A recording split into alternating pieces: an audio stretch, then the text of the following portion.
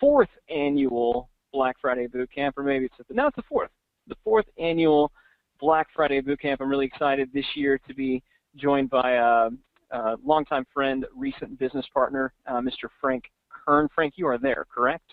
I am, and I prefer to be addressed as Dr. Frank Kern. Dr. Frank Kern. That's not real, but it sounds a lot better. Yeah. I mean, after spending, what, $17 on the fake diploma from the fake diploma factory, you want to make sure you get your money's worth? I certainly do. The Venezuelan Correspondence School of Internal Medicine was not free, and it's just nothing to be taken lightly. It's not. That's very, very, very true. Yeah, so we're going to get, like I said, we're going to get started real quick. I did just kind of want to say at the outset how cool I think it is for you guys to be here. Certainly those of you who are here in the U.S. I know there's lots of countries, obviously, that are not celebrating Thanksgiving this week and who don't have this notion of Black Friday necessarily. But for those of you guys who would normally be passed out on the couch, you know, after ingesting turkey for the second day in a row, or, you know, elbowing people at your local mall or Walmart to try to get a deal on a laptop, you know, I think it's great that you're here. This, in my experience, this is the time of the year when most people kind of start coasting. This is when most people, you know, they say, oh, the year's pretty much up. I'm going to sort of coast through the rest of the year. And I think it's really unfortunate. I mean, there's still a lot of time left in this year. There's still a lot of time left. Over a 12th of the year is left. And I think it's important that you don't do that. I think it's just a testament to you that you're here and that you're choosing to utilize this time to be with us and to learn something that is really, really important. And so just for me, I thank you for that. I know Frank is kind of a jerk, and so he probably doesn't care. But I appreciate that. Frank, you got anything you want to add to that? How can I contribute anything better than that? Dude, and another thing, which a lot of people don't realize, is in many, many industries, the internet marketing industry, especially if you could even call it an industry, fourth quarter is usually a boom time of year. So this is not the time to be slacking because your marketplace is buying stuff like crazy. Yep. You have the whole, like if you're in any kind of improvement business or business building or a service around anything like that that's results driven, you have the impending new year, which is a huge motivator for people, and you have the close of the current year, which is also a huge motivator for people because they want to end the year with a bang. So this certainly isn't the time to be slacking, and you're clearly not because you're here. So thank you again for that, sincerely. Yeah, and let's use the time that we have here to get some momentum going into 2014. So we always think we're putting together the Black Friday boot camp. Like, what's the thing that's going to make the biggest difference moving forward in 2014, the next year, I should say. And I remember going all the way back to 2010. The theme of the very first Black Friday boot camp was this wild and wacky thing called Facebook ads. And we said, hey, this is going to be a really, really big deal next year. And now what's everybody talking about? Facebook ads. You know, we were talking about it back then. The year prior, the next year we were talking about membership sites and subscription programs and blogs and authority properties. Last year we were talking about Kindle and digital publishing. This year it takes less of a tactical approach, and it really goes to the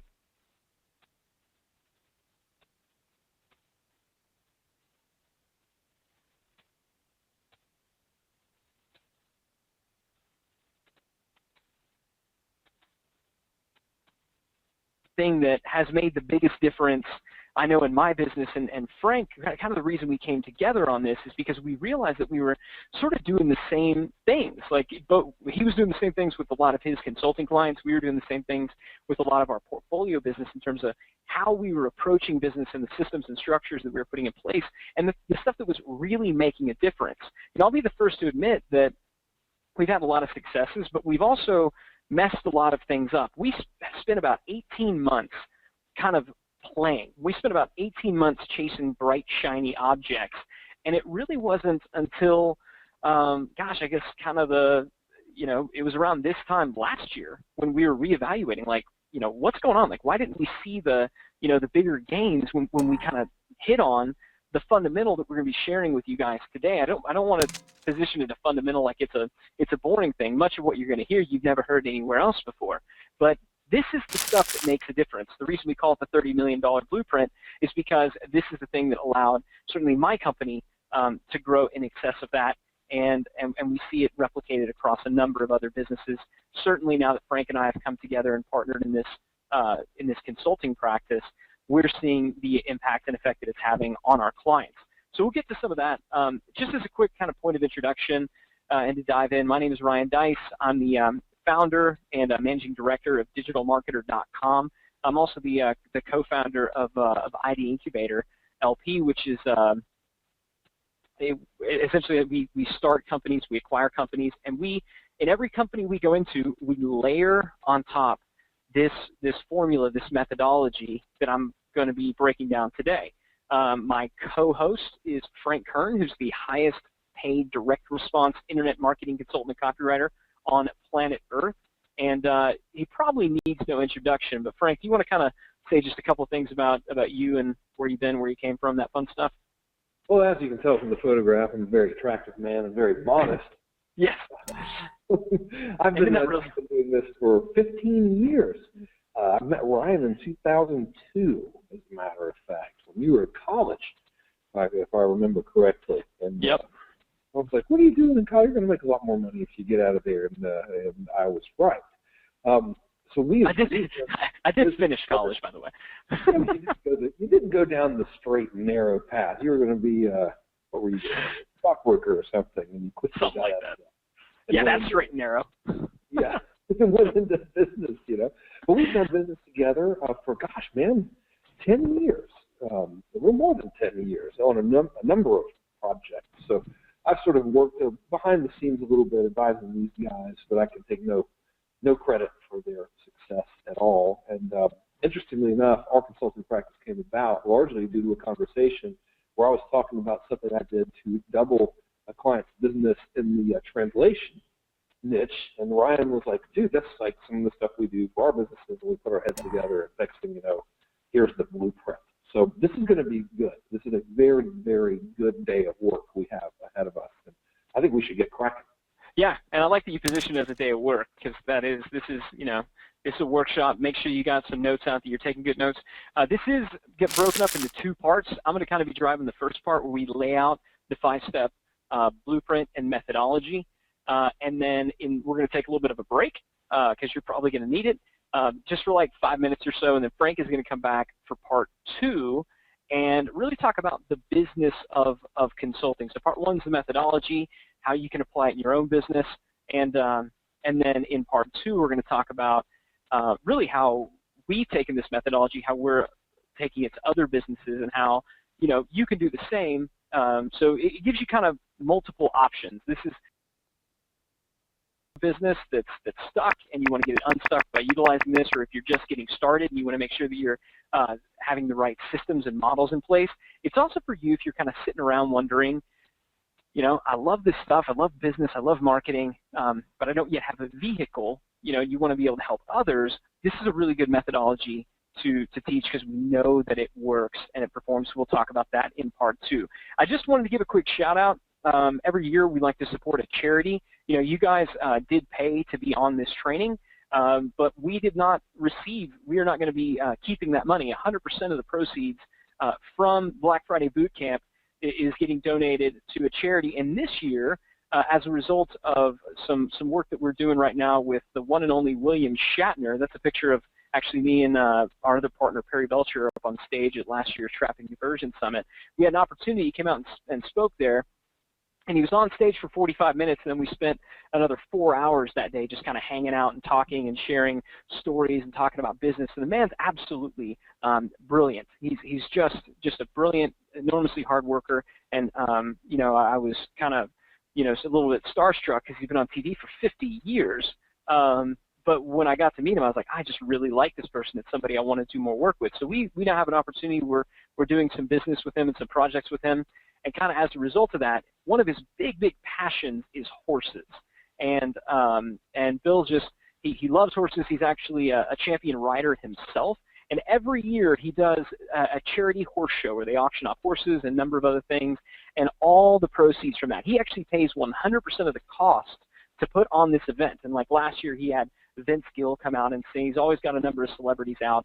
But he pays all the costs out of pocket so that 100% of the proceeds from this charity horse show go to a number of charities, primarily children's charities, and there's one in particular that he's passionate about where they actually work with autistic children, and they put them on horses because there's actually some really good therapies out there, and it's very helpful for these kids. So it's something, when we were talking to him about it, we were excited about it, something we wanted to get behind. So I did want to announce, we don't have the final numbers yet, but our goal in doing this was to raise $50,000, and I am at this point 99% sure that we have passed that goal. So thank you so very much for doing that. So, all right, lots of stuff to get into. I know that was a whole lot of intro, so we're just going to dive right in now with this question right here. What is the number one job of every marketer? What is the number one job? Now, if you look in the right-hand corner on your kind of control panel, you see a chat box.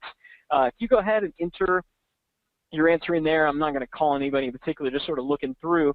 And I know, like, when I've asked this at the time, you know, see a lot of the same answers come through. People say, you know, it's to get traffic, it's to increase conversion rates, you know, and it usually has to deal with things like that. Well, I'm going to make kind of a bit of a shocking statement. Okay, I'm going to make a little bit of a shocking statement. There is actually no such thing as a traffic problem. Okay, now what do I mean by that? I mean, if you're a marketer, your job is not actually to get as much traffic as you possibly can to a particular offer. Okay, there's no such thing as a traffic problem. There are only offer problems. I was having this conversation with a friend of mine the other day where he had an offer that was doing really well, and now it's not. And he's like, I just got to figure out how to get more traffic to this offer. Well, the thing is, when the offer was new, when the offer was hot, it converted really, really well. You know, the people were buying it, and traffic was easy. Now that the offer's gotten tired, it's not that it went bad, but it got old. A lot of people saw it. It's not performing as well. And so he thinks I need to get more traffic to it. But the reality is what he needs is he needs an offer. He needs an offer that is fully optimized. When you have a fully optimized offer, traffic takes care of itself. What do I mean by that? I mean, if you've got an offer that is converting well, that has a high average customer value, then you can pay the most money to affiliates. You go out to affiliates and say, hey guys, I'm going to pay you 50% commission on this offer, and everybody's going to want to promote it because they all make so much money. You've got enough money left over to hire the best SEO consultants, to hire the best agencies to drive traffic. The point is, if you focus on the offer, you can't fail. If you spend all your time focusing on the latest and greatest traffic strategy, you're going to be in this endless, hamster wheel where you're always just running, chasing the next new bright, shiny object. That's what we did for about 18 months. We were really good at it, but at the end of the year, we were tired and we were frustrated, and we didn't have anything to show for it in the form of a business asset. And if you're sitting there right now and you're feeling that same way, it probably has to do with the fact that you've been chasing the latest and greatest traffic strategies and not focusing on the offer, which is what we're going to talk about. So this concept of focusing on the offer and what we call full funnel optimization really was the $30 million breakthrough. That was what allowed us to break into 8 figures and beyond. It absolutely changed everything. It allowed us to get unstuck and grow to the next level. It allowed us to focus on what matters instead of shiny objects. It allowed us to declare independence from affiliates and joint ventures, which, if you've been in that space, you know how just taxing it can be to go out there and beg and plead for people to promote your offer. I mean, it just doesn't feel good. You know, it's tiring, it's frustrating, and then once you get somebody to promote for you, they expect you to promote for them again, and it's kind of like you're just passing traffic and leads back and forth to the same people, and you never actually get anywhere. This gets you out of that rut. And finally, it allowed us to win in multiple markets. We were finally able to expand into markets in fitness and in finance and in preparedness and in do-it-yourself and in industrial water filter manufacturing and in legal services and in the list goes on and on. The method that we have here, like I said, we can layer over just about any business there is, and because of that, we can be in a lot of different businesses but not lose focus, because we're focused on this. the business that we attach it to is interchangeable.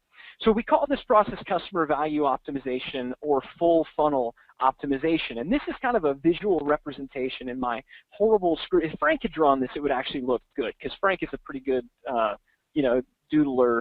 I, on the other hand, not so good. But you'll see reflected in here, there's actually 5 things. There's lead magnets, tripwires, core offer, profit maximizer, and return path. And these are actually the 5 things that make up this methodology. Your lead magnet, or the thing that you offer in exchange for an opt-in, the tripwire, which is the very first offer that everyone should see. We'll spend some time talking about what that is. That's the one thing that almost nobody has in their marketing funnels. The core offer, which is your flagship offer, we'll talk about that, profit maximizer, and return path. So what I want to do in this training is break down each one of these 5 things. I want to show you some examples. I want to show you some case studies about how we optimized it, and I think you'll get a sense as we go through how each one of these things builds on to the next. You get a sense that, like, this stuff really does work, because it's not about going in and making this one massive dramatic change. It's not about this secret that nobody's told you about. It's about making a lot of little changes, none of which independently are very difficult to make, none of which independently would even be noticed. But when they're all made, the geometric improvement that occurs from it is pretty staggering, as you're about to see. So let's talk about the lead magnet first and foremost. The lead magnet, I think most people, certainly in the digital marketing, online marketing space, certainly people who have a direct response background, they understand the notion of a lead magnet. A lead magnet is simply a small chunk of value that solves a specific problem for a specific market, offered in exchange for an opt-in. And the word specific is big. We're going to talk about this a little bit, but if there's one big mistake that I see people making with their lead magnets, it's that they're too broad. So I'll give you a formula in just a little bit for how to construct a great lead magnet. Now, why a lead magnet? Because prospects want immediate gratification. They want something they can sink their teeth into now, and lead magnets give them that. I will tell you a formula for a really awful lead magnet. Frank, would you like to write a truly terrible lead magnet? Yeah, why wouldn't I? Right. I mean, we like to keep things challenging. But no, have you ever seen, like, people go, they're like, I'm going to opt into this, like, 7-day mini course? That is a bad lead magnet.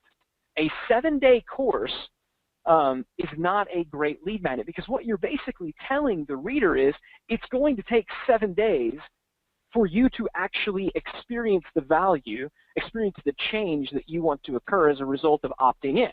So people say, yeah, but I need 7 days to deliver it, or my conversion rate is higher when I drip my content out over 7 days instead of asking for things right off the bat. That's fine. That's fine. You can go ahead and take 7 days to deliver it. Just don't describe it that way on the front end. Okay? We'll talk more about that when we get into formulas. Now, again, like I said, the key is to be specific. So if I was going to target investors, right, I wanted to go after the investor market. A lot of people would want to post a thing about, like, here's the top 10 investing strategies that you need to know to invest more gooder, or something like that. What your people want is, just show me the top dividend stocks. What are the top stocks that you believe will pay the highest dividends? Very specific. Forex traders, MetaTrader tutorials, right? Here's some tutorials on how to use MetaTrader. Now, if you don't know what MetaTrader is, it's because you're not a Forex trader. But a good lead magnet is going to call out to the market in the languaging that gets used. It's using a specific vocabulary, specific vernacular. If we're going to target bloggers, I might say how to appify your blog. So here's how to turn your blog into an app, or here's like top 10 WordPress plugins. For single guys, the KISS test, right? Our good friend Evan Pagan. Still, this is one of the best lead magnets I've ever seen in my life. The original Double Your Dating site, when you opted in, you got the KISS test. Frank, do you remember the KISS test? Do you remember what it actually was? Trying to use the KISS test on me.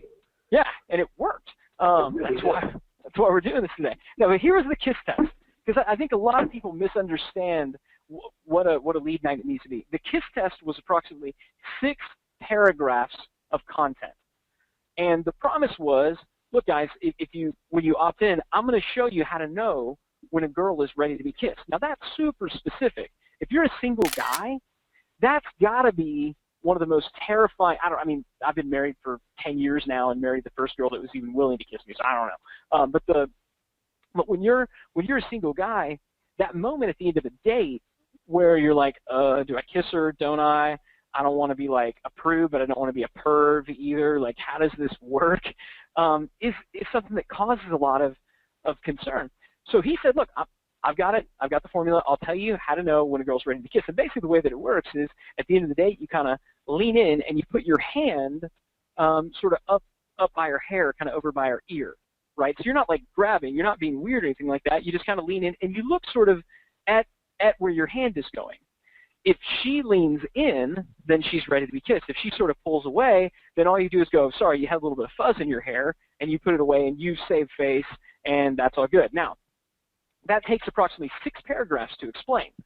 But in those 6 paragraphs, a lot has happened. Number one, a specific result was promised and a specific result was delivered. It also changed the state of that buyer. It made them feel more confident. It made them think, you know what, if I actually manage to get a girl to talk to me, then I got a shot at kissing her now that I've got this thing. So when a lead magnet can promise and deliver on a specific problem and offer a specific solution, and it can change the state of that person and move them down that continuum of belief, because now what Evan was able to say in Double Your Dating is great. So you know how to kiss a girl if the time actually comes, but do you know how to actually go up and talk to him to begin with? Oh man, no, I don't know how to do that. But they have belief, they have confidence. Now they're open to investing so that they can get to that point. That's a powerful, powerful lead magnet. Moving on, horse owners.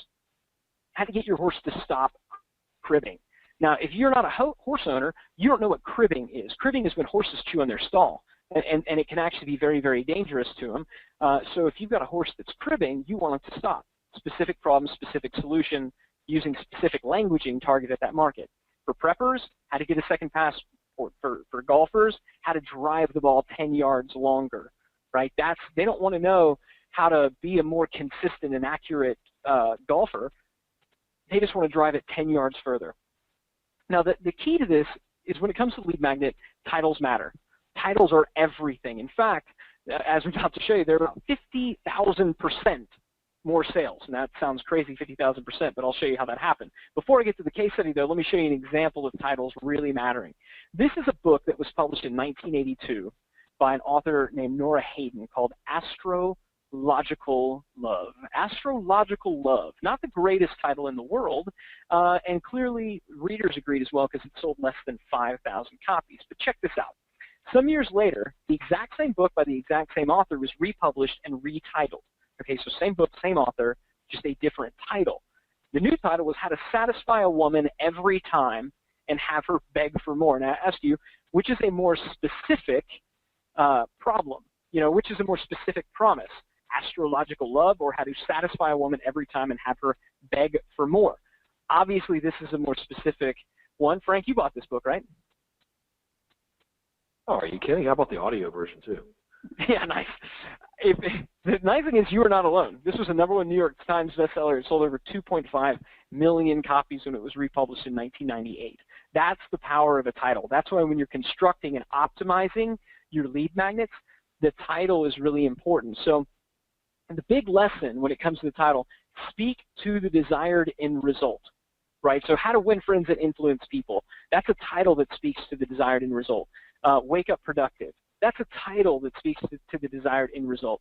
Getting things done. It's a title that speaks to the desired end result. If you can do that in your lead magnet and in the deliverable there, you are going to see a significant jump in the number of people who are opting in to get whatever it is that you're selling. And again, it has nothing to do with length. It has nothing to do with size, right? It has everything to do with the value that's being offered and the promise that you're going. Like I said, the KISS test was 6 paragraphs. It could be consumed in less than 30 seconds. In fact, you don't want to offer a really, really, really long book. You want it to be consumed. So here is a site, Social Media Examiner, and their lead magnet is join 205,000 of your peers. Get our latest articles delivered to your email inbox and get the free Facebook marketing video tutorial. So does anybody have any ideas for how they can make this better, right? Go ahead, again, feel free to chat in the box and, throw out your ideas. I know some people say that, that some of the things that are good about it is it has social proof, right? So join 205,000 of your peers. That's good. But how can we make it better?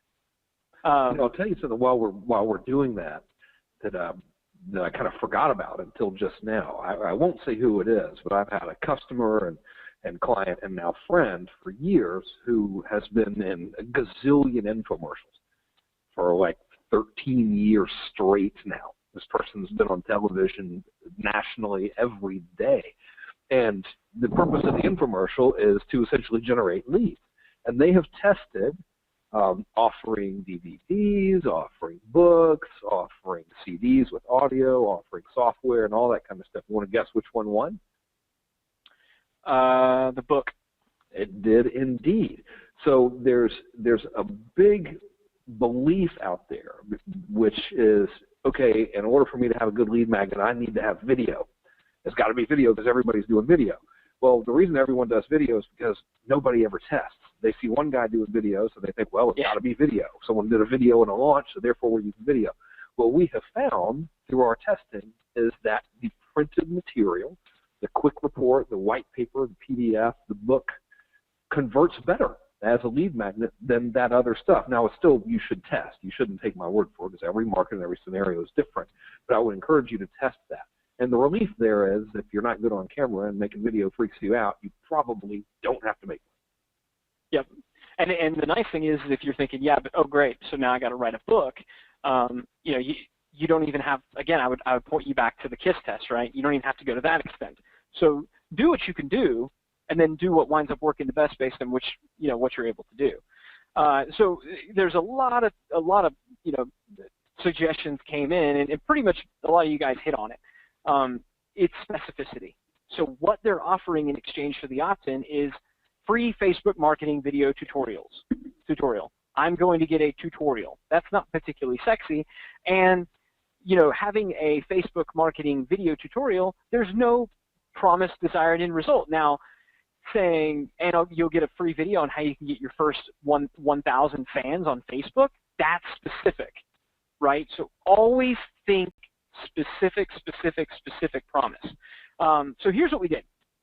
Case study number one, and I wanted to show you an example of a case study of a non-traditional business where we deployed a lead magnet, because everybody thinks about this in terms of information products and things, and software even, but nobody thinks about it in terms. So I wanted to show you, this is for an industrial water filter manufacturing company that we own, that we acquired a couple years ago. This company before received 6 new prospects per month, okay? 6 new prospects per month called in, and the reason that was is because this was their website. Just call us. They had no lead magnet whatsoever. Just, you want filters? Call us. That was it. So what we did is we added this at the top. We offered a wholesale catalog and price list. Okay, that was our lead magnet. Now you may be thinking, that's really, really boring. Well, that's for a couple of reasons. Number one, our partner in this business who owns it didn't want to get overly flashy. Number two, it is a business-to-business type thing. Number three, this is what actually everybody wants. The desired end result, when everybody was calling our number, what they were asking for is, what's the wholesale price? So we knew this is what they want. Their desired end result was to learn the wholesale price of our products, because we primarily sell through distributors. So distributors get the wholesale price. So even in this boring example, the wholesale catalog and price list, it is speaking to the desired end result of our customers. So again, we said before the number of new prospects was 6 per month. Well, after, we were also getting 6 new prospects, only we were getting 6 a day. Okay, so we went from 6 per month to 6 per day. That is a pretty significant increase. It was a 20x increase in qualified leads just through the introduction of a lead magnet. Now, I know for a lot of you guys, if you've been around marketing for any length of time, this is nothing really new. But hopefully it's opening your mind a little bit up to the potential there in non-traditional businesses. Now, a final tip I'll give you related to the lead magnet, but talking more about the landing page, is people also think that they need to write very long copy. We've tested this time and time again, and 9 times out of 10, short-form copy converts higher when it comes to lead acquisition than long-form copy. This is kind of our standard control page that you see here. It's a headline that makes a promise that speaks to the desired end result, and a call to action and a form. That's it, the simplest thing in the world. We actually got this template from Motley Fool, or Fool.com. So we call this the Fool style landing page. And we've added a number of different iterations to it. This is one that we did, actually gets a 43% opt-in rate to cold traffic, and it's just a headline.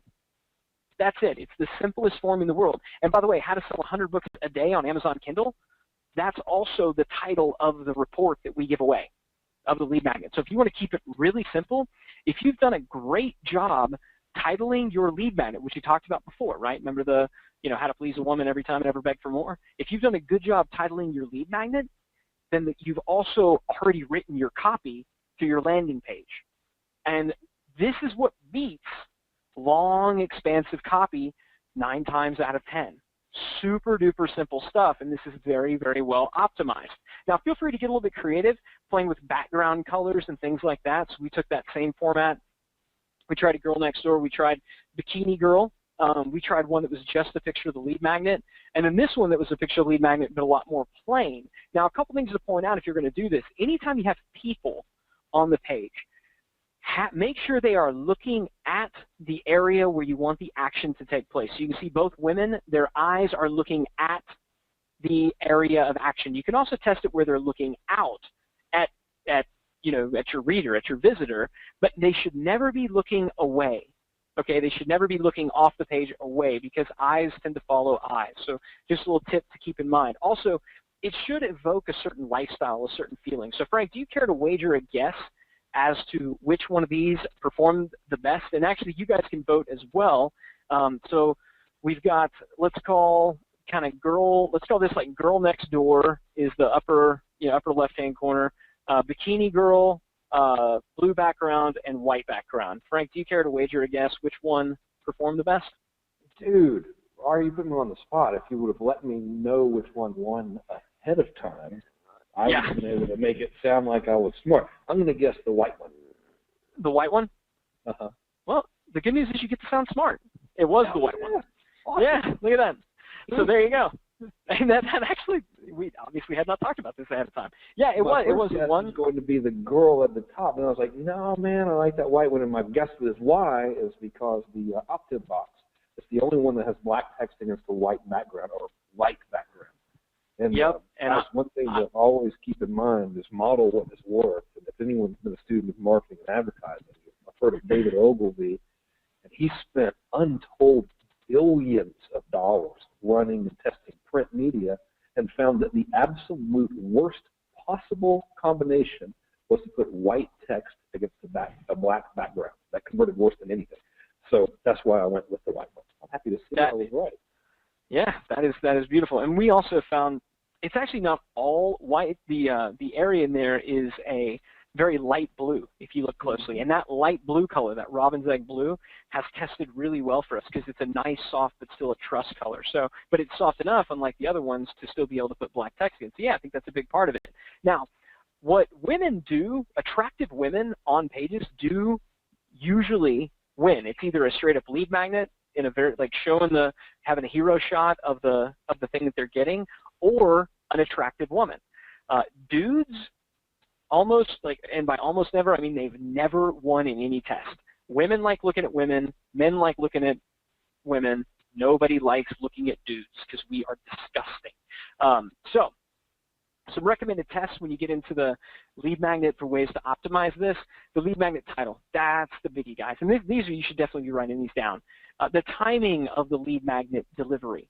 Don't stretch it out over a whole bunch of days. The length and the type of landing page that you're doing, the landing page headline, don't get overly creative. If you've got a great title for your lead magnet, make that your headline. It'd be completely congruent. It should also, by the way, be the copy that's on your banner ad or on your AdWords ad or on your Facebook ad. Have congruency throughout. That tests very, very well, and it's also easy.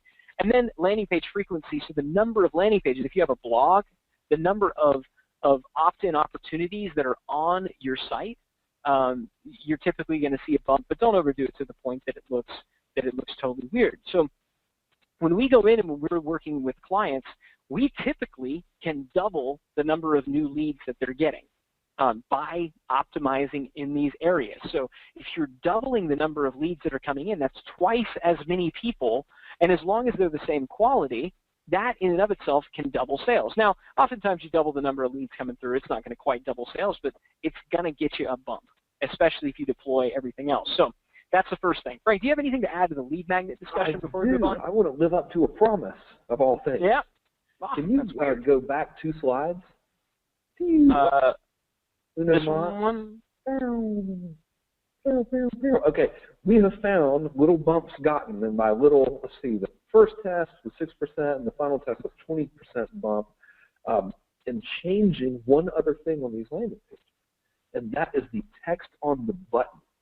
So when in the bullet points of this boot camp, I don't know if you guys actually really remember anything that was said on there, but I want to live up to what we promised. So I told you in the copy that we would show you a little thing that everyone before has been giving us a great bump, and that is changing what the button text and colors are. So our next test on this white one would be to test it against a button of the same color that said, "Send me the report." And now my usual button is "Send me info" is what works, but in this case, since we're actually advertising a report, I'd say "Send me the report." And I would test it against that one, and then I would test it as another test, making that button green and having it say "Send me the report." And my guess is one of the two where it says "Send me the report" will significantly beat the one that says "Free Instant Access." And I learned that I did not figure that out on my own. I learned that from a website called Content Verb. And I've forgotten the dude's name who runs that blog, but he's a conversion guy. He's very, very smart, and just wanted to give credit where credit was due on that one. But nobody messes with the dang buttons.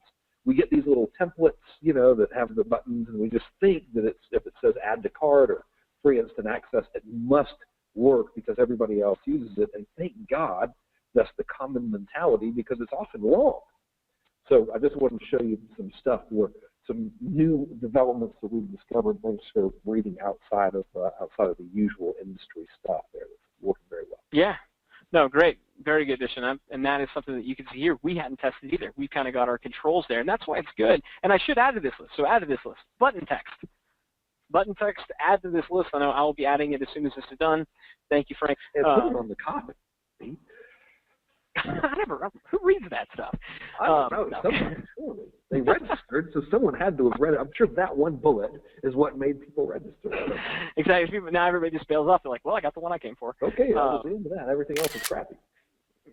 No, that is a very, very good thing. And so often, it's the little things like that we forget about. All right, so the tripwire. This is the one that, talking about stuff that people forget about. This is something that just nobody really knows about. Nobody really understands this notion of a tripwire offer. And so when we talk about a tripwire offer, what we're talking about is a very, very, very low ticket offer. Okay, an irresistible, super low ticket offer that converts prospects into buyers. Okay, that converts prospects into buyers. And that's an important distinction, because just the act of somebody giving you $1 fundamentally changes the relationship, right? They are now a customer. That is a very different relationship than somebody being than somebody being just a prospect. And so that's the power of a tripwire. When that relationship is changed, now you have an opportunity to advance the relationship even further. And the best tripwire example of all time really is Columbia House Records. And at one point, there were 15% of all music sales as a result of a tripwire offer. You get 13 records or tapes for $1. Right? That is a crazy good tripwire offer. You could become a customer of theirs for only $1. Whereas for the local record shop, you were spending 10, 15 times that to become a customer, and you only got one thing. So they just got more customers than anybody else. And if you've got more customers than anybody else, you're going to win. All right, so when we're coming up with lead magnets, the key is to find their cheese. Now, this concept of the cheese is not something that we invented. It was actually a mutual friend of mine and Frank's named Dean Jackson He and Joe Polish do a podcast called I Love Marketing. It's a great podcast. Everybody should definitely subscribe to it. And on one of the episodes, Dean sort of laid out this concept of cheese and whiskers. I don't have time to go into it all here, but the basic premise is that a mouse will chew through a solid steel door if he thinks that there's a piece of cheese on the other side. Mice love cheese. They need cheese, right? They gotta have their cheese. But at the slightest little flicker of a cat's whisker, they're gone. Cats eat mice, right? And so when we're looking at copy and we're creating offers, we want to ask ourselves, do we perform like a cheese and whiskers audit? Like, where is it cheesy? Where are their whiskers? And we want to make sure that when we're creating a tripwire that it's all about the cheese. It's all about coming up with what your prospect not only wants, but what they really, really inherently need. Now, one of the best examples of this is one of our partners, Perry. In a previous life, he owned craftstore.com, which was a e-commerce property that catered to crafters, and one of the biggest segments of that market were candle makers. So, what do candle makers need more than anything else? Well, they need wicks. Right? You can't have a candle without a wick. It's like impossible. You've got to have a freaking wick. So Perry did a really smart thing. He went out there and he said, you know what? I'm going to have the best deal on wicks. Because nobody but candle makers buys wicks. I don't know if you ever bought a replacement wick for a candle, Frank? I never have. Yes, all the time. Yeah, exactly. The wicks always go before the wax. I don't know why. You're doing it wrong. But anyway, so he went out there and he said, I'm going to have the best deal on wicks. He direct imported these candle wicks, and where everybody else was selling candle wicks for, I don't know, $15 for 100 of them, he sold it for like, dead cost. Dead import cost. Now, so if you were in the candle making business, you had to buy your wicks from Perry. You were stupid not to. But a funny thing happened. When people bought their wicks from him, they also said, what do you have? Do you sell wax too? Yeah, we sell wax. What about fragrances? Yeah, we got those too. And even though he wasn't, as competitive on those other items, because everybody came to him for their cheese, they went ahead and picked up all the milk and the bread and all the other stuff that they needed along the way as well. That's the power of a tripwire offer. Here's a guy that does it on eBay. He sells lots of 1,000 guitar picks for $8. Now, I'm not a guitar player. I don't know if that's a good deal or a bad deal or anything like that, but what I do know is that if you're not a guitar player, you don't buy picks. If you are a guitar player, you have to have a pick. This guy has sold, look at it on the right-hand corner, 91,865. He's had 91,865. That means that this guy has a list of 91,865 guitar players who have all bought something from him. Now, those may be some repeat business, but still, he's got tens of thousands of buyer leads on his list by selling picks. Now, he's probably not making a lot of money off of it, but who cares? He's getting buyers. In the water filter business, this is the thing that everybody wants. Everybody wants the 10-inch Big Blue 1-micron sediment filter. This site sells them for $13.25. We sell them for $2.95. If you're going to buy a 10-inch Big Blue sediment filter, you're going to buy it from us. And then while you're buying it from us, you might buy a housing, you might do RO membrane, all that other stuff. So hopefully with these examples, you're starting to get the idea. In the survival and preparedness space, so survivallife.com is a property of ours. And the big thing that they want is water purification. So we have this report called 170 gallons a day, and it's actually an interesting story. When we first acquired this business, it had a list of 113,000 people, 113,636. That was its list size. It was a good little business, but it only had one product. Okay, it had a single product, and basically everybody on that list of 113,000 people had seen that product. They've been bludgeoned to death with that particular product, and so they weren't buying anymore. You'd send out an email, and it was if 1,000 people came, we might make $700 or something like that. It was pretty bad because everybody had seen it. So we did something interesting. We went to the product, and one of the bonuses when you bought this product was this little report here, 170 gallons a day. That was one of the bonuses that you got for free when you bought the product for $47. And we said, you know what, this is the thing that everybody wants. Everybody wants to be able to purify water, so let's take a bonus and turn it into a tripwire. Let's sell something that does have a good solid value, and instead of bundling it with the main product and giving it away for free, let's take it out of the core offer and front-end it and sell it to the list. So here's what happened. To that same list of 113,000 people, we offered this report for $7, and we sold 9,926 of them in 30 days. It was an 8% conversion rate. And this was a list of people, again, they had already seen the core offer. They had already seen the $47 offer, and if they had scrolled all the way down and read the bonuses, they would have seen that they got this one for free. But nobody had done that. It's like you guys. You didn't read the bullet point that Frank talked about earlier. Now, here's the crazy thing. Of the 9,926 people who bought the $7 report, 2,536 people bought the $47 course. Now, that's amazing in and of itself, but it's even more amazing when you consider that these 113,000 people, they had already seen this product. Literally, this is the only product that had been sold to this list for months. So the fact that another 2,500 people came and bought this course that they have seen proves, it shows that that low dollar sale, changing that relationship, makes them more receptive to spending a lot more money. So the Tripwire sales off of this promotion was $69,482. The core offer sales, the $2,500, was $119,192 for total sales of $188,674 from a dead list that had already seen this offer. That's the power of a Tripwire offer. And oftentimes when we're working with clients, it's not a matter of creating something new. It's a matter of repositioning stuff that's already there. So to give you a 1,000-click snapshot, before that $47 report, the $47 product averaged about a 1.5% conversion rate, and that was on a pretty steep decline.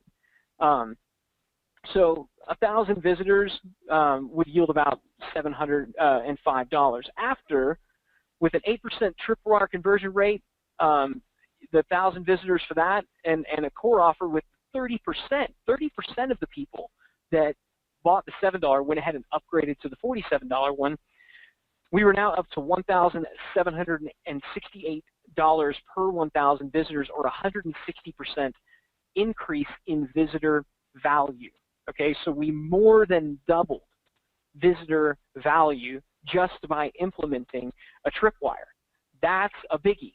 So, but bonuses and reports, that's not the only thing. You can use software as a Tripwire. This is a little piece of software that we sell for $20 and then upsell a $300 training.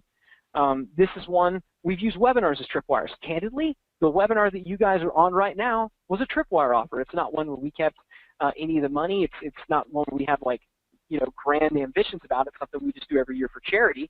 But it's a type of Tripwire offer. We did a Tripwire offer earlier in the year, in the summer, when everything was big with Gmail's new tabs, the new promotional tab. We did a $7 webinar. We talked about, here's 13 ways to optimize your email marketing.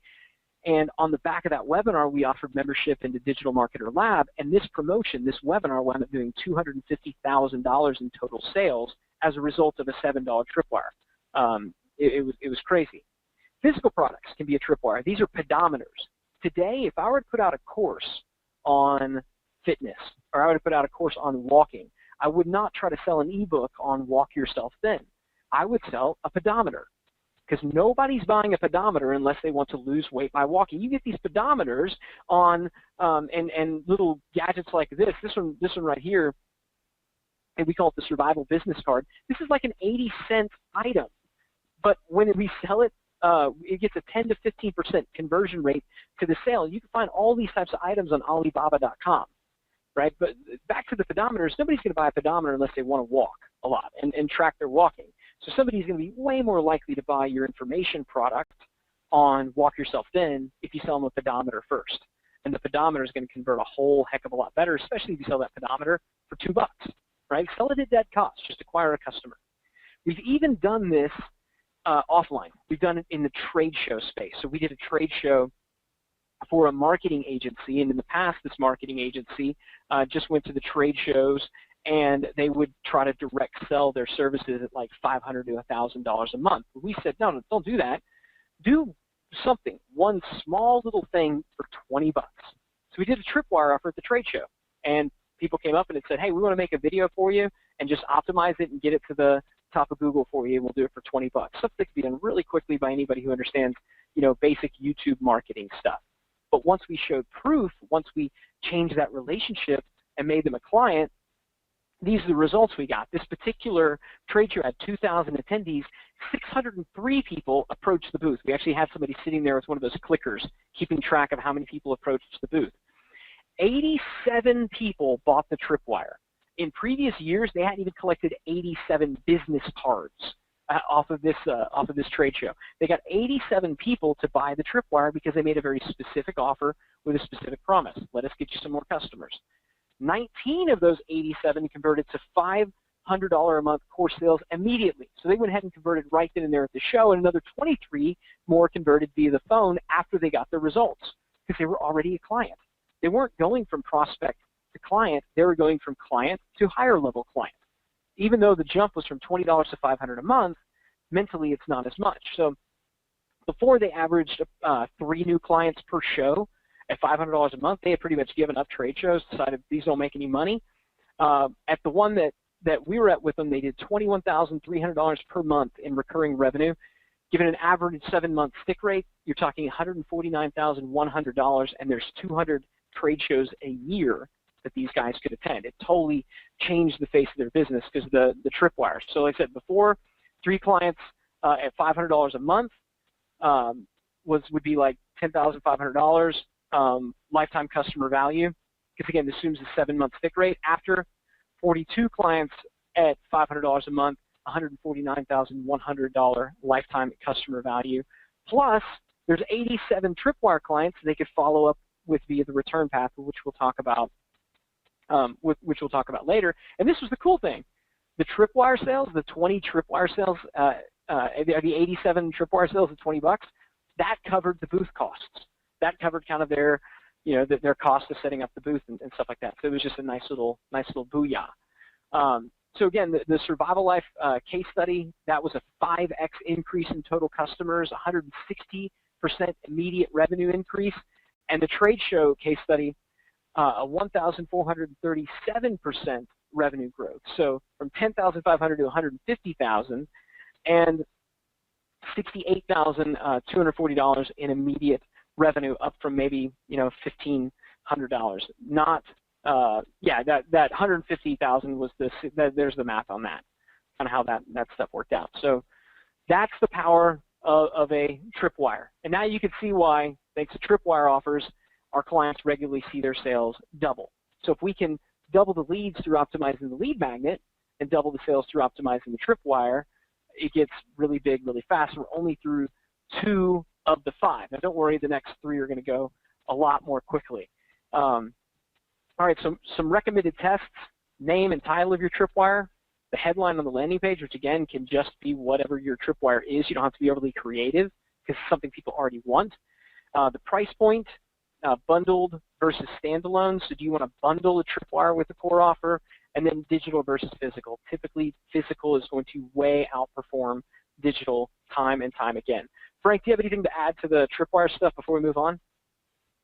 Yeah, I want to raise the point that don't view the tripwire alone as a source of profit. You need to understand that even if you take a little bit of a loss on the tripwire immediately, the presentation of core offer, because of that law of commitment and consistency, and that fundamental law that once they become a customer, it's just instantly easier for them to make another purchase, that usually dictates a scenario in which the addition of tripwire before the core offer, the combination of those two combined, causes your profitability overall to jump up a lot. So when I explain this to people who are sort of new, they're like, wait a minute, if I sell an ebook at $7, I'm going to make so much less money. And you would if you only sold like the thing for $7 or whatever. That's why you have to immediately present your core offer and have the rest of this formula in place. Yeah, that's why you got to have a funnel. If you stop with one thing, it is not a funnel. It's not a machine. Exactly. It's not a, if we could like diagnose the problem that a lot of people face that are in our community, there's 2 things. One, doing nothing, and usually that's a result of overwhelm. And number 2, it is doing an incomplete job of building the system, right? So there's really nothing that's going to be able to defeat a well-honed process And I like to refer to these as a conversion process and conversion experience. So it's not just about coming in and buying a tripwire, or coming in and buying the main thing, or coming in and experiencing the next parts of the funnel we're going to talk about. They all need to be implemented synergistically together. Yeah, and that's why we're laying this out. That's why we're laying this out sequentially. Yeah, and just to your point about sometimes you got to break even or even lose a little bit of money. We sell one of our items that we sell is a credit card knife. It looks like a credit card, but then it folds up into a knife. Last month we sold 42,000 of those things. This month we're going to be just under 70,000 of those that we'll sell. Next month we should sell around, because it's in the holidays, fourth quarter, we should sell around 100,000 units of this credit card knife. We lose $1 every single time we sell one of those things. But we're putting approximately 2,000 to 2,500 people a week into our $20 a month continuity program on the back of that, our $20 a month subscription. And it's not forced continuity or any shenanigans like that. It's saying, hey, you bought this credit card knife. It means you're probably interested in preparedness. We got this newsletter. If you'd like to be a subscriber, we'll give you this other premium. If you sign up, sign up. And people do it. They sign up again. And so when you do the math, I mean, it's not even close. And we happily lose that dollar as opposed to, because we want the volume. All right, the core. Most successful campaigns I ever ran was a couple of years ago, which was the Name Frank's Book campaign. So anyone who knows me, I pity you, actually, if you can remember this, because it's back to 2011 or 2010, it means that we're all sticking by our computer too long. But in 2010 or 11, I forgot, I had this campaign where I held up a book with a big question mark on it. And I was like, hey, I'll send you a copy of this book for free. You pay shipping only. If you help me come up with the name, I'd really appreciate it. And for every $7 order of that book, which I shipped to them physically, I lost about $6. But I immediately offered core products after that, and that campaign overall ended up bringing in something like $300,000 in profits in around 2 weeks. Yeah, it's insane. I mean, we found for the credit card knife, if we charged $4.95, we could make $1 on every one of them, but we got 40% less customers, which meant we lost hundreds and hundreds of thousands of dollars as a result of saving, that buck. I mean, it wasn't even close. So it's just kind of math. I'm not saying you got to start out losing money, but you get to a point with this when it really starts to kick in, when it's honed, when your conversion machine is dialed in, you're like, I just want to give stuff away as inexpensively as I can because I just want the customers. Mm-hmm. If you got the tripwire, guys, you're going to be head and shoulders above your competition. It's as simple as that, because nobody is doing it. The third aspect is the core offer. We're oddly enough going to spend the least amount of time talking about the core offer, although this is where everybody spends the majority of their focus. When we work with clients, we find that they've usually done a pretty good job with their core offer, their flagship product. They've optimized it a fair bit. But what's funny about this is you'll hear people talking, and it's like, yeah, we just doubled our conversion rates. We went from 2% to 4%.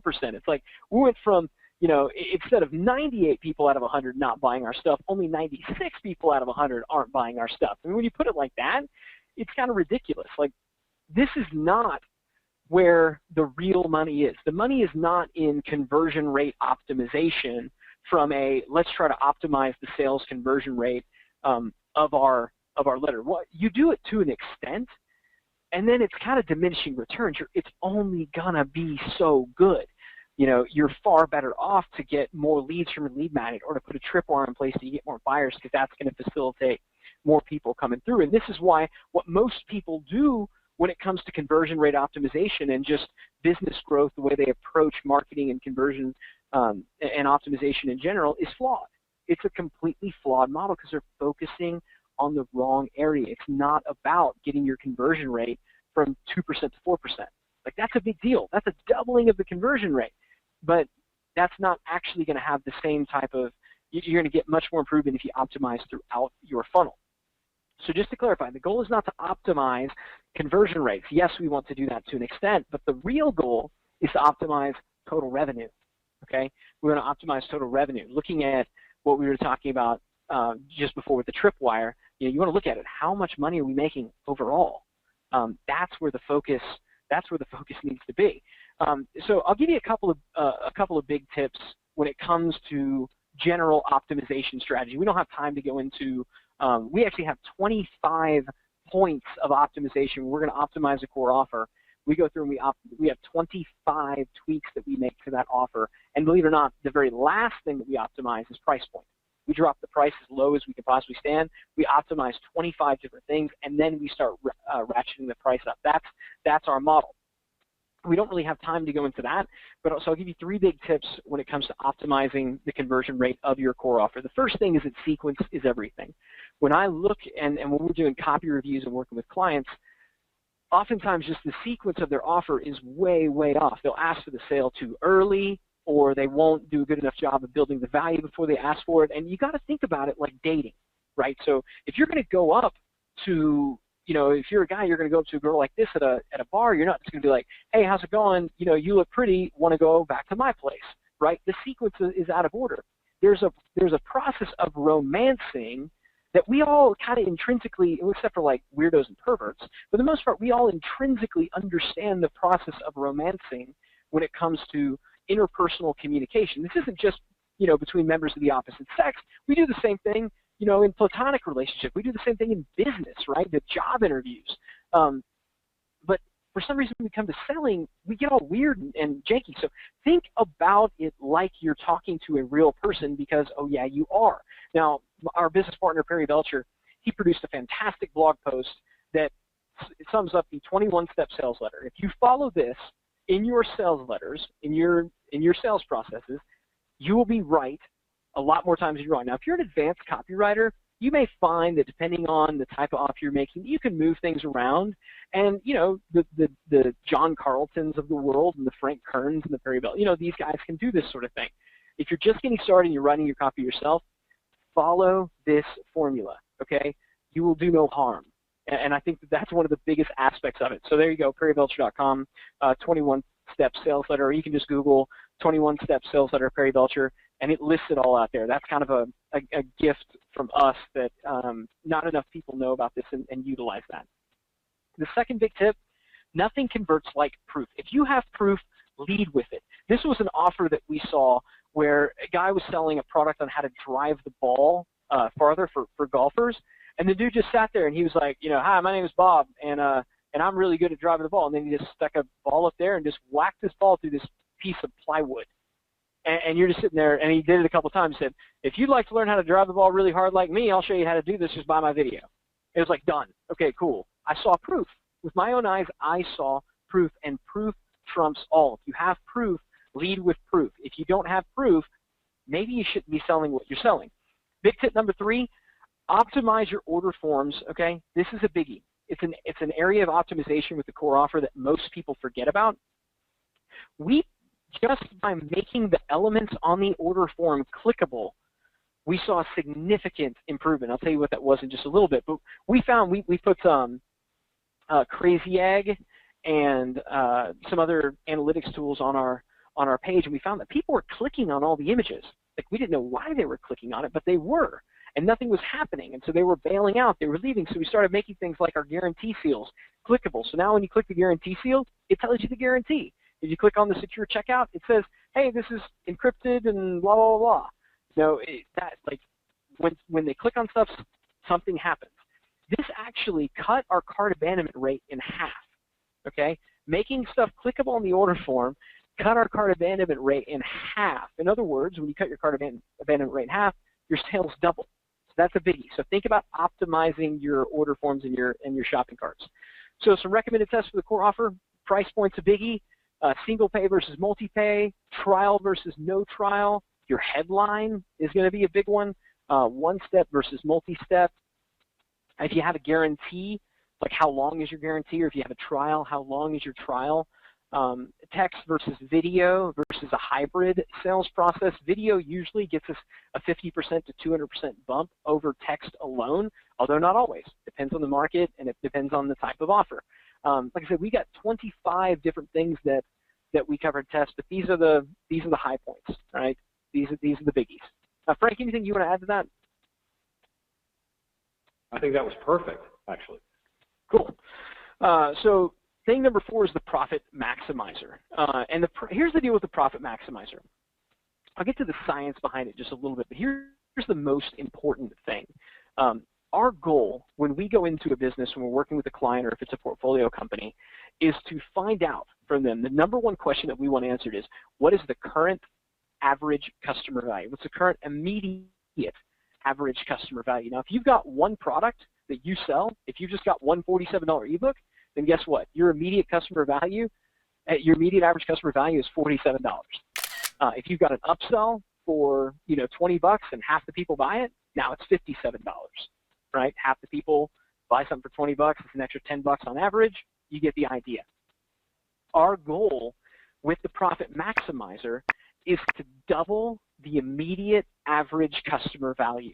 If we can do that, certainly if we have more customers, that not only are we making more money as a company, but we have more money to invest in marketing, and that's the biggie. That's the biggie at the end of the day. Now, there's something you need to understand that happens when we buy, especially we as Westerners.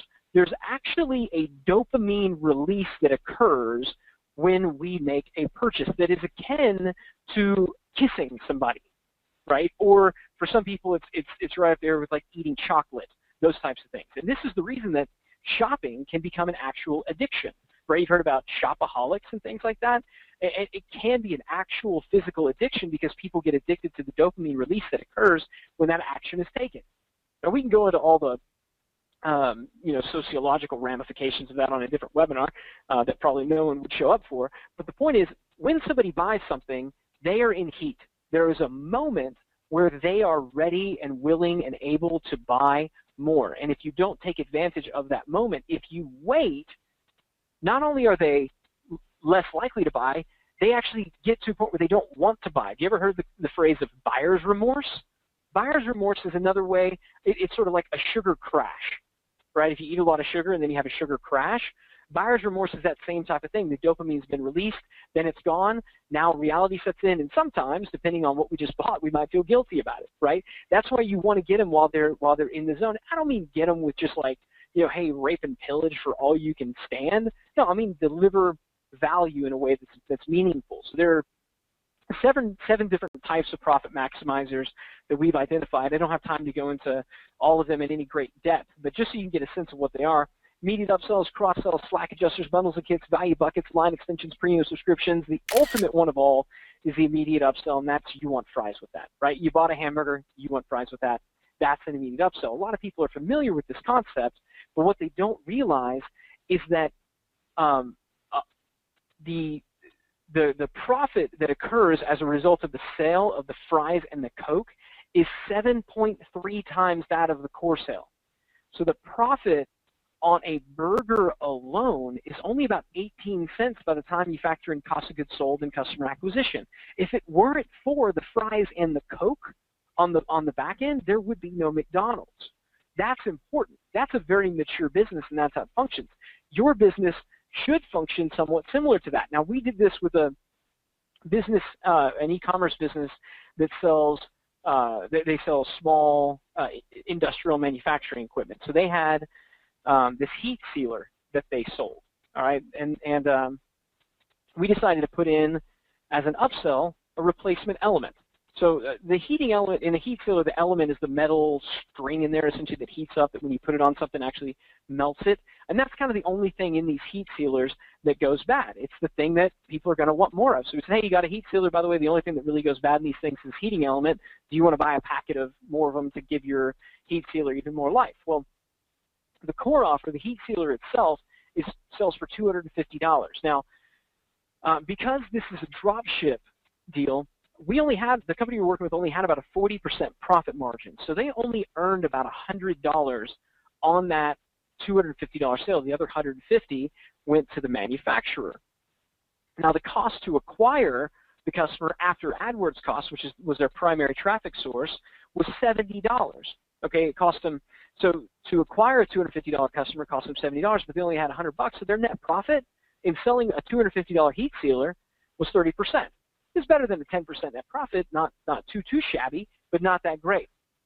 All right, but check this out. The immediate upsell, the extra elements, we sold for $60. Now, believe it or not, this was 100% profit margin because the factory where they were getting the heat sealers from just gave them the elements for free. So it was a 100% profit item, 100% margin item. They got a 50% take rate on it, so they got an extra $30 per sale. An extra $30 per sale. That means they made as much off the elements as they made off the core offer, and it was a 100% increase in profit on just that one item. That's the power of a profit maximizer. Now they can go out there and they could spend even more money. They could go out there and they could spend, going back to this example, they could spend, if they wanted to, $100 to acquire a customer, right? Because they're going to make their $30. And if they can acquire a lot more customers for that, then maybe that's the right way to go. This is nothing new. Amazon does cross-sells where it's people who bought this also bought that. That's cross-sell. It's a different item that's not directly related to the main one. There's also Slack adjusters. If you've been into Starbucks and you've seen them selling like an $800 cappuccino machine, that's an upsell that's a Slack adjuster. It's a Slack adjuster is going to be anywhere from 5 to 10 times, or at least 10 times the cost of the core offer is going to be a Slack adjuster. You don't have to sell a lot, but when you do, it makes a really big impact. Events and consulting are a great Slack adjuster. And this was actually an aspect of our business that we added. And if you want to add a consulting practice to the back of if you have an information products business or a services business and you want to add a consulting practice to the back of it, here are 3 words that you can use to launch this within the sales funnels you already have. After somebody buys your product, on the thank you page, just put these 3 words. Want some help? Somebody just bought a product from you. You can put on the thank you page, hey, you want some help? You know, we found that our customers or our clients who get personal individual attention from us usually have the best results. If you would like some help, give us a call. And people can call you, they can fill out an application, and you can offer to sell them some additional consulting. When we did this, when we offered done for you consulting, it added an extra $453,000 from a base of just 1,500 buyers. That's the power of a Slack adjuster. Almost $500,000 from 1,500 buyers. Bundles and kits. This is a great example of bundling and kitting. This is a razor. It's a $30 like high-end old school razor called the Merkur razor. It sells on Amazon for $30.52. But check this out. This is a 5-piece chrome shaving kit that includes the Merkur razor. Now I asked you, how much was the Merkur razor? It was $30, right? But look at the kit. The kit's $112. Well, we went ahead and ordered these things. The little stand and the brush and the little bowl and the wax, with the exception of the wax everything else was from China. All that other stuff in that kit was maybe $15 to $20 in extra stuff that they threw in. You got $15, $20 in extra stuff. You got a $30 razor. It's $50 in value in cost. And surely the person who was doing this was getting some type of wholesale on that razor. But they were able to ask $112 for the kit as a whole. So be thinking when you're optimizing your upsells, how can I kit things together so that the sum of the parts is greater than, the whole of the parts is greater than any one of them individually. You see cable companies bundling, right? Which bundle do you want? Do you want to bundle phone and internet and stuff like that? You'll see value buckets, right? You see this if you buy 2, get 1 free. How can you take one of the same thing and bundle them together and create a value bucket? That's a biggie. Line extensions, just as a result of offering more products, you can maximize your profits. In the water filter business, like I said, they manufacture and sell these things, string wound water filters. But do you know where these string wound water filters go? They go in these things. These are housings. These housings sell for anywhere from $2,000 to $3,000. They have a good, solid margin on it. These things sell for $2,000, $3,000, $10,000, $12,000, $15,000, $18. These sell for $2,000, $3,000. Everyone who buys one of these puts them in one of these. But did Rapid Filters sell these? Did they sell the high-end housings? No, they didn't. So we went to them. We said, we're going to work a deal with a different distributor, and we're going to sell these from now. And now we make a whole lot more money selling these just by doing a line extension than we did from selling the string wound filters. Recurring billing is the last and probably one of my favorite profit maximizers. You've had tanning salons that have done this forever.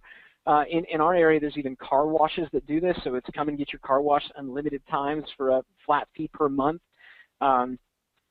Birchbox, you're seeing this happening in e-commerce, where e-commerce stores are bundling things together. You're getting kind of a box of the month. It's a big, big, big trend right now. So subscriptions are not limited to just software and digital products. It works with physical products as well.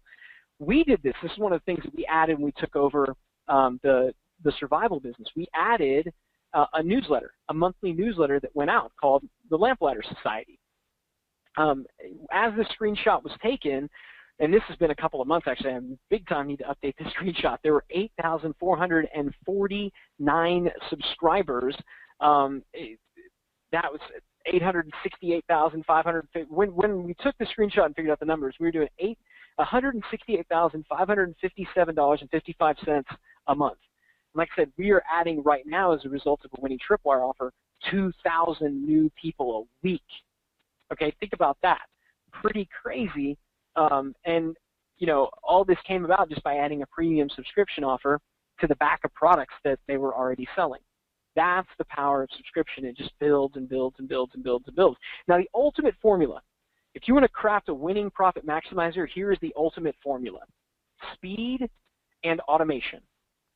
Okay, if you can craft an offer, a lot of people say, I don't want to do upselling because it's annoying. You know, my customers don't like it. You know when your customers don't like an upsell? Your customers don't like an upsell when you say, hey, you just bought this thing and it's going to deliver this particular desired end result. And then on the next page you say, hey, great, thanks so much for your purchase. You should buy this other thing that's going to get the same desired end result. That pisses people off because you've sold them on the fact that the thing you sold them on is going to get them a great result. Now you're telling them that, oh, no, you need this other thing too if you want to get that great result. That's bait and switch. That's lying. If, on the other hand, you say to them after they've made their initial purchase of the core offer, wow, you made a great purchase. Congratulations on it. You're going to be really happy with it. It's going to deliver the desired end result that you hoped it would. But you know what? If you also invest in this thing over here, it's going to get you that same result faster and without you having to do as much work. Now people don't get upset. You haven't added more to it. You're simply telling them that they can get the same desired end result faster and with less work.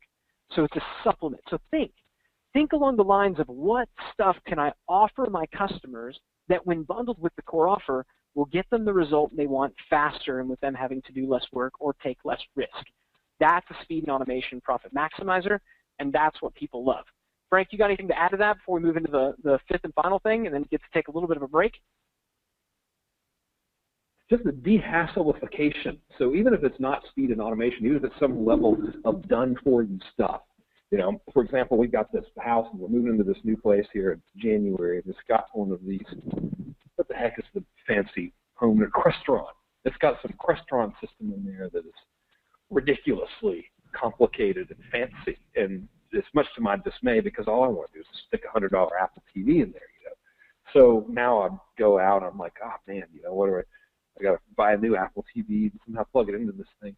And I'm thinking, dude, I would happily pay 10 times the cost of the Apple TV just to have someone bring the Apple TV to my house and figure out how to plug it into this Crestron thing so I don't have to do anything. Another example is Obamacare. You know, big deal about Obamacare right now. Everyone's getting a letter from the health insurance thing. I got the health insurance letter from Blue Cross. They said, hey, man, you're not going to have insurance after whatever date. You're doomed.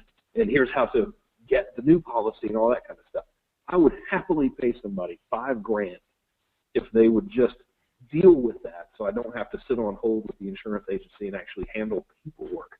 So never underestimate the appeal of being able to eliminate hassle and inconvenience from somebody as well as a means of profit maximization. It's the ultimate speed and automation. Like if you're doing it for them and you're faster than them, it's zero work and it's getting done faster. I mean, done for you, you're right. And you also get the benefit of that. Oftentimes it brings in those slack adjusters because with done for you, you can charge really high rates, appropriately high rates, I would say. And so that is and it can happen tomorrow. Like you can bundle that with just about any product tomorrow if you're just willing to invest a little bit of your time.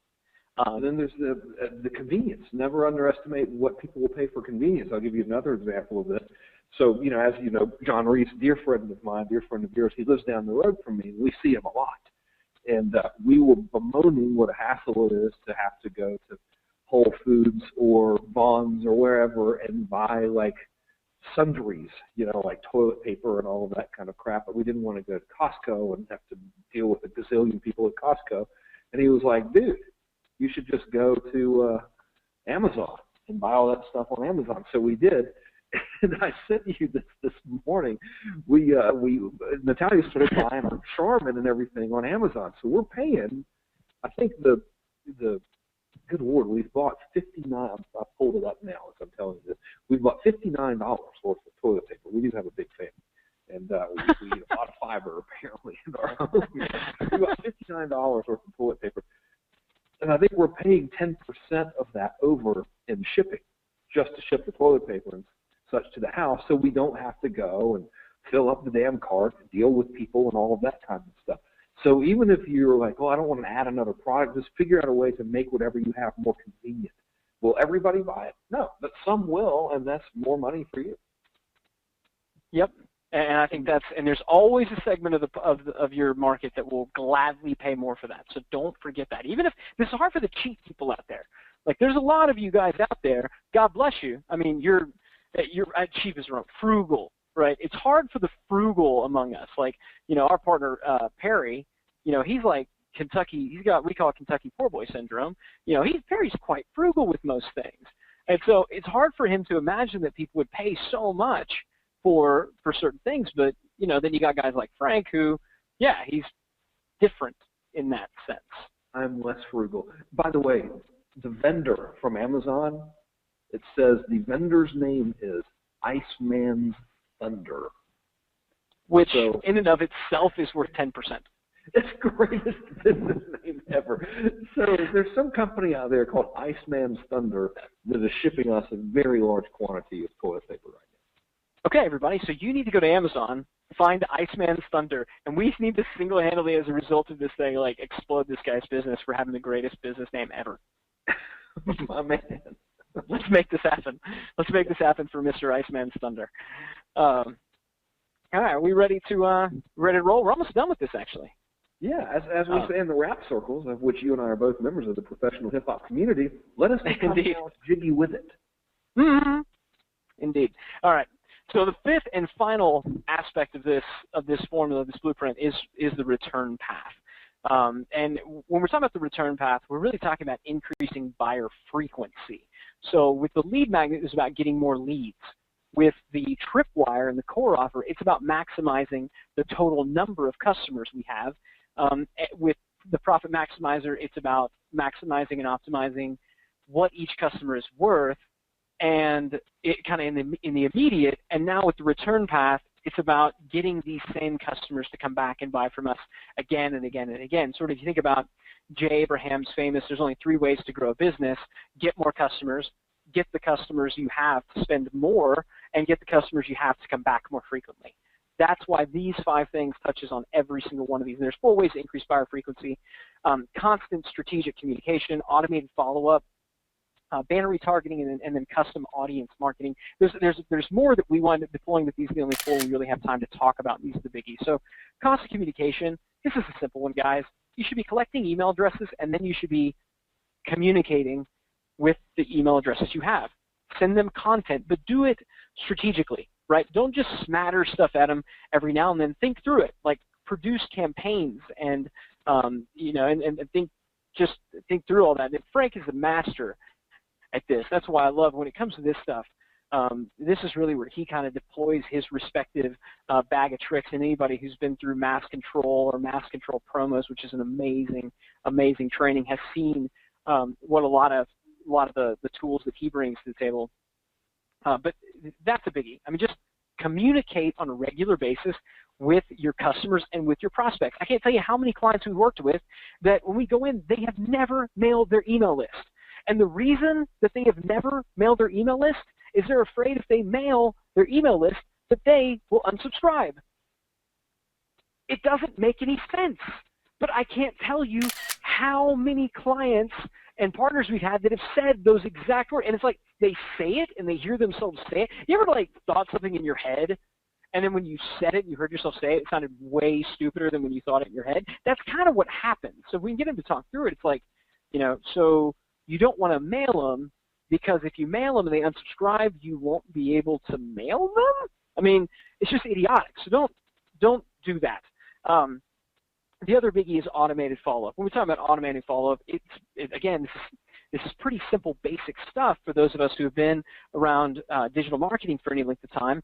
We're talking about autoresponders, which autoresponders to most businesses are freaking magical, right? It's like, ooh, there's emails. You can send emails out into the future? I don't understand this crazy thing, right?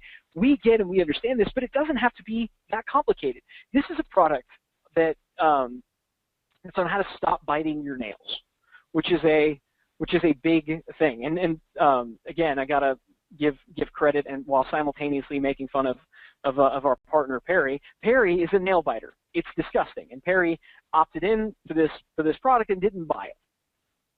And he was telling me, he was going through. He's like, man, this is the weirdest thing. He said, every single week I get the exact same email from this company. The subject line is, still biting your nails? ? And it's just if the answer is yes and you're still biting your nails, we still got this product over here that you ought to check out. It'll keep you from biting those nails. And every single week, I don't know how long this autoresponder went on, but every single week they drop the exact same email to Perry. Still biting your nails? Still biting your nails? Until one day, the moment that he received that email, he was in fact biting his nails, and he went ahead and bought the product. So it doesn't even have to be this like complex, thought out thing. I mean, oftentimes it's better than that, but simple follow-up like that is better than nothing. All right, so banner retargeting, if you don't know what it is, it's simply the process through which when a visitor comes to your website, a tracking pixel is placed on their browser, and there's nothing weird about this, no shenanigans. It's just a tracking pixel, same thing that Google and Facebook and everything else uses to kind of just track stuff. And what happens when this retargeting pixel is on there is now when this person leaves your site, because this pixel says who it is, like your ad will start to show to them. So if you've ever gone to a website and all of a sudden you find their advertisements popping up all over the place, that's what's causing that. And it's really great because you can go to people who are who came and maybe they bought a tripwire but they didn't buy the core offer, and you can put up banner ads that only reference that core offer. You can do things to put them back into the funnel, back into the cycle. It's a really great marketing tool that we have in our arsenal for getting people to come back again and again and again. And a similar concept to that is Facebook custom audience. You can right now inside of Facebook upload your list of subscribers, upload your buyers into Facebook and advertise just to them, show ads just to them. And we had a client of ours, a buddy of ours, do this. He has a skincare product, and he was launching a new product in this line. I think it was an acne product, actually. So he had all their other stuff was like moisturizers, stuff like that, and they were launching an acne product to their list, and they had a list of 36,000 buyers. Okay, a list of 36,000 buyers. So they were launching this new skincare product, and they ran a Facebook custom audience to half the list. So they split the list in half. Just did an even, like, inting thing. It wasn't like the old buyers got on one list and the new one got on a different one. It was just a total random sampling. Half the list they uploaded into Facebook and advertised that we're coming out with a new product. We're coming out with a new product. That was it. There was nothing major. It was just pre-launch. They just pre-launch branded this new product before it went live. To the half of the list that didn't get the ads, the 18,000 people that were not uploaded to Facebook, they generated just a little over $2,500 in sales. To the preseason leads, they generated $8,839 in sales. That was the power of utilizing Facebook in this strategy to brand a product to get them to come back again and again and again. So there was a sales increase of $6,276, and the Facebook ad only cost $238.13 to run that ad because it's such a targeted ad to such a targeted list. Now, had he done this to the entire list, like he was cool enough to do a real split test so we could get a sense of this. Had he done to the entire list, he would have made an extra $12,000. Not too shabby. Again, That's the power of having a return path. So return path is not just about email. There's a number of other mechanisms you can use. We're not even talking about the phone and the different strategies like that, direct mail. There's a number of return path strategies. We just don't have time to go into them all. But so I think you have a sense now when you go back to this, kind of crummy, hand-drawn mechanism about how this works. Hopefully it has new meaning for you. You got the lead magnet, which is that broad funnel that brings people in, the tripwire, which is kind of the spark plug that initiates it, the core offer, which really is, that's the engine, that's the machine that makes your business run. And then you got the profit maximizer, which is kind of like the nitrous. And for the people that come out, they come out at any place, they go into your return path, they get dumped back into the top, get dumped back into different parts of the process. It really is powerful. When we're working with clients or when we're going into a business, we actually, build out one of these processes and we fill it in. We say, what are the different things going to be?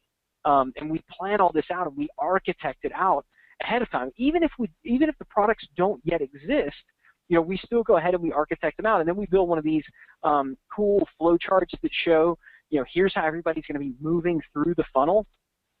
And this looks, I guess, this looks a little bit complicated. And, if it looks hard, if it sounds hard, if it sounds a little complicated, it is a little bit, but it's worth it, okay? It's absolutely worth doing this. Your competitors aren't doing it. If you're somebody who would like us to help you through that process, we would like to do that. We've been very transparent about the fact that we have a consulting practice where we are doing this for folks. And if you have a business that's got some cool stuff going on, then, like to chat and learn more about what you're doing and find out if it would be a good fit and if it would make sense for us to work together. If you go to digitalmarketer.com/apply, you can see more information and actually apply. Frank, do you want to talk about this process at all? I will, yeah. So first of all, you need to understand that you are not going to be speaking with some sketchy dude on a sales floor in rural Utah. Not that there's anything wrong with Utah, but it's kind of the old person on the phone can strike fear in the hearts of marketing folks that we're used to because there's been so many of those little call centers. We actually only have 2 people in our entire company. They are actual salaried employees who do help run divisions of this organization. There are only 2 of them who are qualified to speak with you about this and help you. This is in no way a sales pitch in disguise. What happens is you get on the phone, we find out a little bit about your business before you get on the phone. We come up with some good solutions that we think are going to be able to be of use to you and of benefit to you, and we sort of walk you through various scenarios of things you could do to make stuff work better, essentially how you can apply these 5 steps specifically to your business. And if you like it, that's great, and you can either say, okay, cool, I have a good plan, I'm going to do this on my own. Or if you want us to do it for you, you can say, hey, we'd like your team to do it for us, and we can talk about that. I'll go ahead and be upfront and transparent with you. The cost to have us actually build a complete system like this. In fact, Ryan, if you want to, if you can give me the screen, I could show a flow chart, a process map of a real system they can actually look at right now. Let me see. Here. If I can on me? Do you see the little graphic flowing around? I do indeed. Okay, cool. I'm there. All right, so this is kind of the thing that we help build. As you can see, we sort of process every single thing out for you. And if you want us to get this all built for you, so between $15,000 and $20,000, depending on complexity. Now, you need to know, again, this is absolutely not a sales pitch in disguise. It is a real value thing, regardless of whether or not you want us to build it for you. There is another thing I want you to be aware of, and that is we cannot help everybody. So I'm not going to extend the offer to this conversation to just anyone in the world in order for us to set aside time for our staff, of which we only have 2 qualified people to do this, and pay them to be talking to you. You need to meet some basic criteria, and it's pretty simple and friendly. So thing number 1, you need to be selling stuff. You need to have an actual business in place. That's ideal, right? It's just a lot easier for us to help develop a plan for an existing business than one that doesn't quite yet exist. A lot easier to improve something that exists than something that doesn't exist, right? Thing number 2 is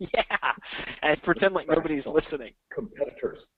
Yeah. Do you have actually, you know what we could do? We could answer certain questions that people might have about the because I know, like, and by the way, guys, we're doing our best. We got you know, we're trying to respond to questions. We got people on our team that are trying to respond to questions. This is a holiday, so I know it is tough to ask our team members to work. So we're obviously limited at staff. So I apologize that we can't get to everybody's question. But you know, if you do have specific questions about the you know, about the program, stuff like that, we'll do our best to respond to those as well.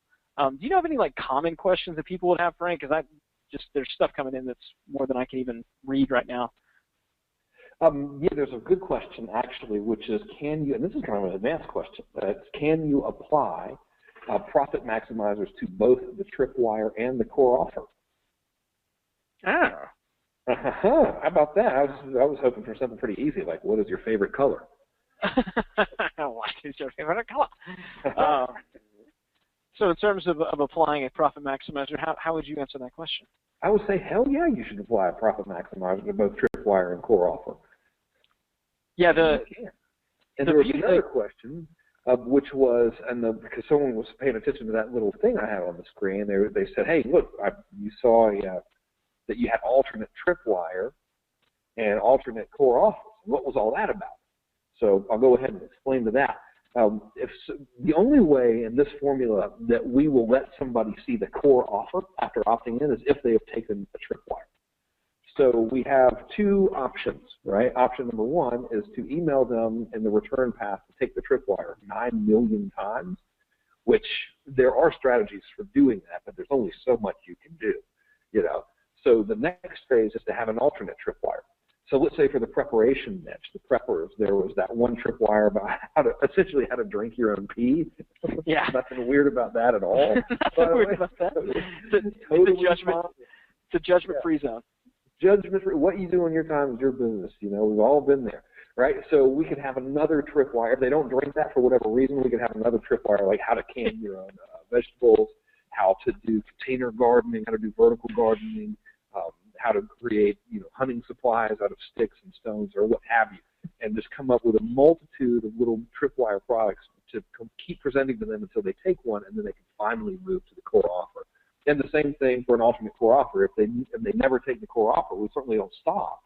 We just present them with a different core offer, or a different version, or even a different angle of approach. So that was a good question there. I should have thought that by showing that little process map there, people might have additional questions, but we're happy to answer. And there actually becomes a time, we call it the mattress sales model, where if they didn't take your tripwire, some people just want to buy expensive stuff. So you actually say, okay, you know, you didn't want to go up in the funnel, so I'm going to now make you the highest price thing. You just kind of go for broke. And that's what they do. If you've ever bought a mattress, you know, they have you lay on the most expensive, comfortable mattress in the world, because it helps with the anchoring of a higher price point. So there's strategies around that as well in terms of the sequence. So you want to play with that a little bit in the return path. And then worst case scenario, you have the classic sale where you say, boss man's out of town. We've gone crazy. And you start chainsawing stuff. It's weird. Yeah, and that always works. You know, medical supply, cosmetic surgeons, it's the same thing. Yeah. If you're taking notes, write this down. Boss man's out of town, ... we've gone crazy. And then there you go. In brackets, start chainsawing stuff. Exactly. Just more of an action. Hot prices. All right. Hope you're almost done, because time is up. There you have it. Where's the noise? I thought that was going to be so much louder. I didn't even hear it. That was a disappointment. Hey, ladies and gentlemen, you're past the refund period. Too bad. For those of you who stuck on to hear the enormously, insanely loud stopwatch, you are disappointed, and I am sorry. Yeah, with that, Frank, the dog barking somewhere. I remember it being louder. I blame myself. All right, Frank. So let's send it over to you, as presenter. We'll talk about all this crazy consulting stuff. And man, I'm glad. I know you're like holiday crud or something like that. I've just got I've been talking for way too long crud. That was it was really long.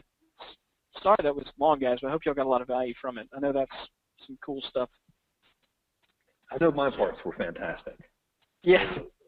Yes. They were hot diggity dang good. Mm-hmm. All right, man. So as promised in the sales copy, which I think I read, no one else read. As promised in the sales copy, here is a unicorn and a pony. We have, as you know, let's see here. Hang on a sec, y'all. I've got my go-to webinar control panel. All right. I don't think we can't see that. Yeah. It was messing me up. Oh, dang it, it's still messing me up. I was on the wrong screen. Trained professionals, ladies and gentlemen. There we go. Okay. So, as I think you may know, we've got us one of them consulting and service businesses together. And we started this thing in October, end of October, on the 22nd, I think was our first day. And we're up to around $200,000 a week. Now, in full disclosure, that was our biggest week. Let's see. This week was a little slow because, unfortunately, we had a death in our team family. So that is actually quite serious. And the week before that, we were at like 160 or something. And it looks like we're on pace to actually break 200 next week. So all in all, around $200 a week. And we, like I said, we just started this thing on October 22nd. So it's rolling along pretty good. And first of all, I'll kind of define what the business is. So when you say consulting, people are like, ooh, dude, what's all this about? Well, here's what I mean by it. According to the dictionary, it's when one person provides professional or expert advice to another. That's it. That's the Webster's dictionary. Therefore, it must be true. The thing about consulting is there's a lot of myths about it. Most of the time, people think it's just a bunch of dudes in suits sitting in meetings all day and working with huge corporations. That can be true. I've been known to wear a suit, and we have worked with a couple corporations that surely they're fairly large physically. There's that sports marketing company, and that football guy's very big. So yes, there's that other fitness company that's been known to sell a couple of products on the TVs too. Yeah, and there are some physically large people involved in that. Another one is that when I think of consulting, I think those Getty stock photo images of the people in the glass room, in the glass conference room, writing on the wall, with the marker. That's what it always conjures up in my mind. And you also think you got to go to some special school to be a consultant. Neither one of those are actually true myths. They're both just kind of in our minds. So aside from what we do, the process I'm going to share with you could be applied to a lot of different industries if you chose to, and you may be already doing so. Obviously, there's things like productivity consultant. If you Google that, last time I did, 27 million results. There's sales consultant, clearly. And we do some of that as well. And we've hired some of those as well. There's dating consultant. That's real. If you Google dating consultant, for me, the first page, there was this newspaper article about a dude who was an actual dating consultant. And I think he was making like $100,000 a year or something. No kidding. I actually Googled raw food consultant just to see if even something as fringe as that had consultants in it, and it did. And you got to wonder what they talk about. How could you really do that much consulting in that particular field? What are you going to say? I like these kinds of carrots. Yes. How about you don't cook it? Right. Okay. I won't. Thank you very much. Here's your money. That's a good one. So there's all kinds of dude, like every imaginable situation, you could probably Google it and put advice or coaching or consulting and find people doing it. So it's a big deal. In fact, the consulting industry as a whole, collectively, earns $1 billion a year. $1 billion. That's a lot of money, and it's predicted to grow by 83% by the year 2018. That is according to the U.S. Bureau of Statistics and stuff. Actually, I think it's the Bureau of Occupation. Isn't it like Statistics and Labor or something? Yes, thank you. I can't believe I blanked on that thing. That's a real stat. It's the U.S. Bureau of Statistics and Labor. So real stat. Unlike most of the ones you will see for the rest of this presentation. Unlike the earlier one, unlike this one, I made that one up. This one's real. It's actually the previous one is correct. I think I might have been a typo. It might be $100 billion. Yeah, I think so. It's $100 billion a year industry. That's like Forbes magazine. Dude, it's Black Friday. Come on. I'm still hopped up on tryptophan. I'm hopped up on tryptophan. I am. I injected some directly into my enormous stomach. So here's the thing. It can be a very profitable business. The reason why is because if you do it right, your overhead is low and your fixed costs can be very, very low. Because essentially, you're either giving advice or performing a service. And we have found, and especially with our project that we're working on together, a lot of you guys know I've been in the consulting business for a long time. And so this is sort of relevant to not only my original business, but what we're doing now, to sort of helping people with the process we just walked you through earlier. The reason that we're having such great luck with this whole thing is because of where consulting and service is on something that I call the ladder of desire. Right? So you always got to have these weird analogies, right? So there's basically 3 different types of services sold in the info world. Some of this, most people listening right now are either familiar with information marketing or actually do that. So all 3 of these things represent a rung on the ladder of desire. So we'll start with the least desirable thing that you can offer people, which is awesome because this is the most commonly offered, right? So rung number 1, the least desirable thing, is just read the manual, right? So it's kind of like if you wanted to figure out how to record The Simpsons 2 weeks from now on Sunday and you don't know how to operate your DVR because nobody does because, who the hell wants to read the manual, right?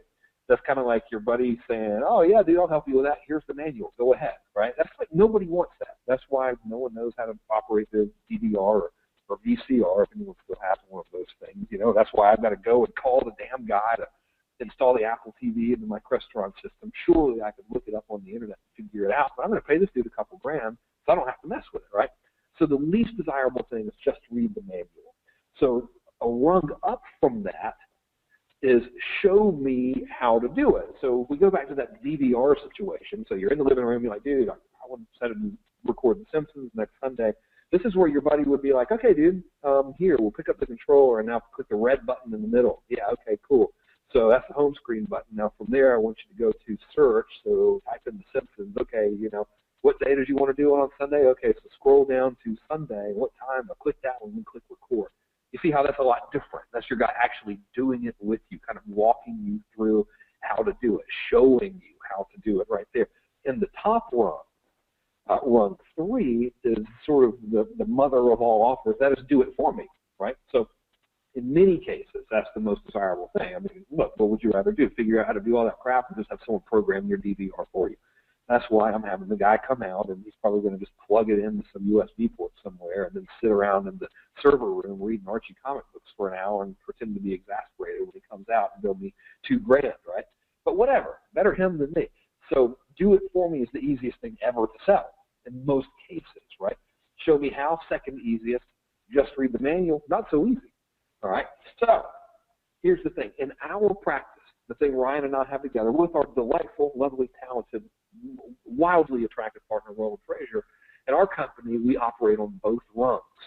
So thing number 1 is we advise our clients on how to create the assets needed to deploy all the stuff Ryan showed you. So we help them create that lead magnet. We don't write it for them, but we say, okay, well, we kind of coach them. We draw it out of them, so to speak. We'll do the same thing with, all right, dude, you might want to tweak this offer. Well, maybe we should have this guarantee strategy here. We're not doing it for them. We're doing it with them. We're saying, like, press the red button, sort of directing them metaphorically, right? And then the top one, we actually do stuff for them. So we then, once they get all those assets sort of ready and in place, then we architect everything on how it should fit together. We sort of move the pieces of the puzzle around and have the ultimate blueprint. In fact, we actually create a build sheet for them, which is like a spec sheet, which then goes to a development team and a tech team. And the tech team actually builds all that crap for them. So they take their sales letter that might look crappy. It might be put in a Google document, and the tech team makes it all beautiful. It puts it on a web page, ties everything together, and all that kind of stuff, right? So we're doing both rungs there. And because of that, we're hitting the top tiers of the most desired stuff. So one big, huge thing in winning the sale is to sell what they want the most. I know that's kind of like a no-brainer, but very few people do it. They think, oh, no, I'm going to sell a course on how to do it or an ebook or something on how to do it, and they'll buy it. But if you go that extra mile, and I live in run 2 and 3, you can charge a lot more, and it's easier to make the sale. And in fact, it's a totally different marketing process, a lot friendlier than what you're used to. And I'll show you, as a matter of fact.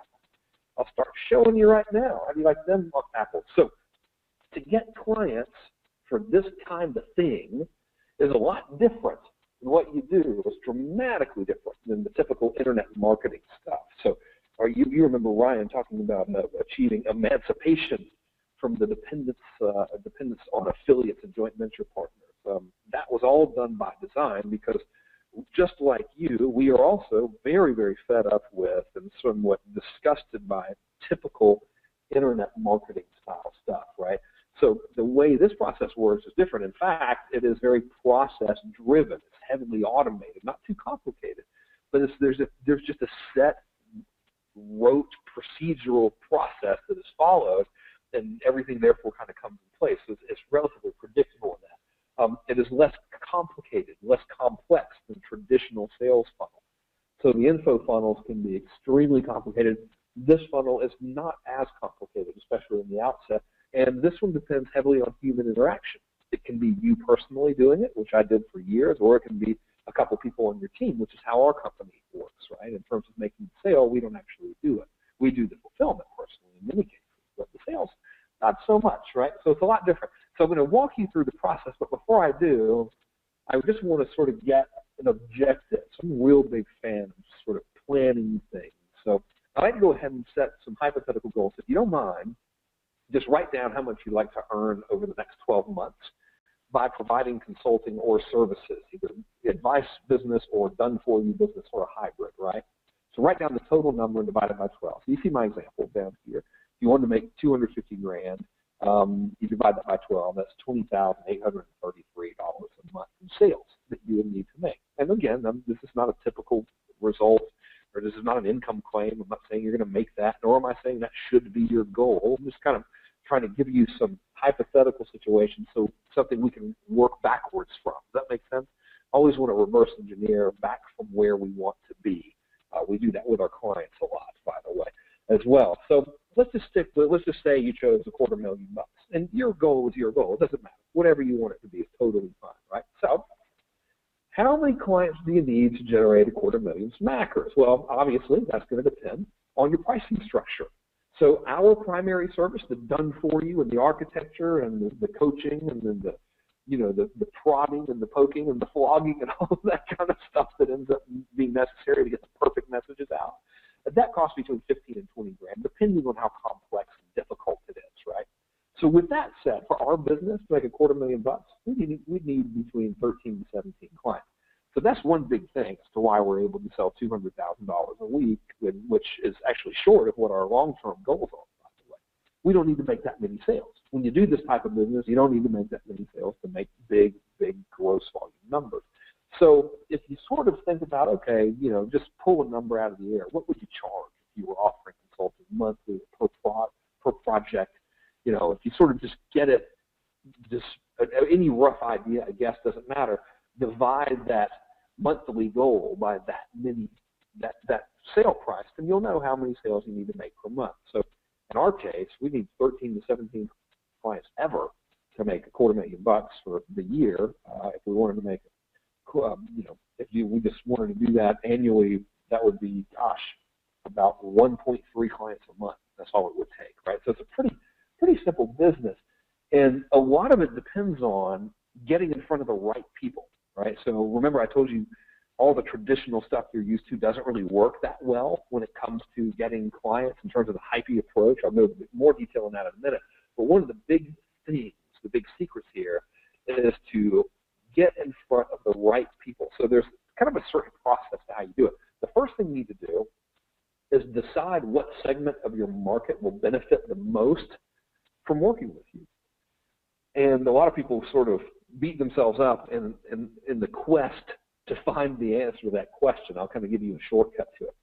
The segment that you get the most and the fastest results for are likely going to be the ones who are going to pay you the most money with the least resistance. And as an example, this is what, if we ever see a situation like this, we just get very, very excited. A dream client for us is someone who's got a successful business, like couple $100,000 or a couple $1 million per year, and their marketing is bad.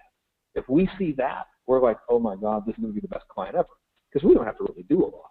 You know, I mean, if their marketing is already bad, and we deploy the system that we've got here that we just walked you through, it's usually we just crush it for these guys, and they love us, and they'll pay us out the wazoo and refer us like crazy, and all of that kind of stuff. It's fantastic. Interestingly enough, every client we ever find, even famous guys that you probably know that have been my private clients in the past, none of them ever have anything like what we just walked you through. Like absolutely none of them. So very, very few businesses in the world have a process like what you just learned, which is really good. So for us, we want successful businesses with bad marketing.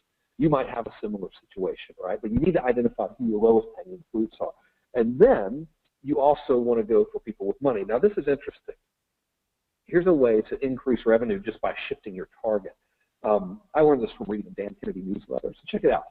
First of all, there's actually a National Floral Marketing Institute, which really gives credence to the whole fact that there are just tons of sub-niches out there that we could go and do marketing with that make a lot of money, right? So if you're in the marketing world and you want to sell marketing stuff, you're not limited to just the internet marketing crowd, right? There's the National Floral Marketing Institute that would probably think the stuff we're talking about is magic.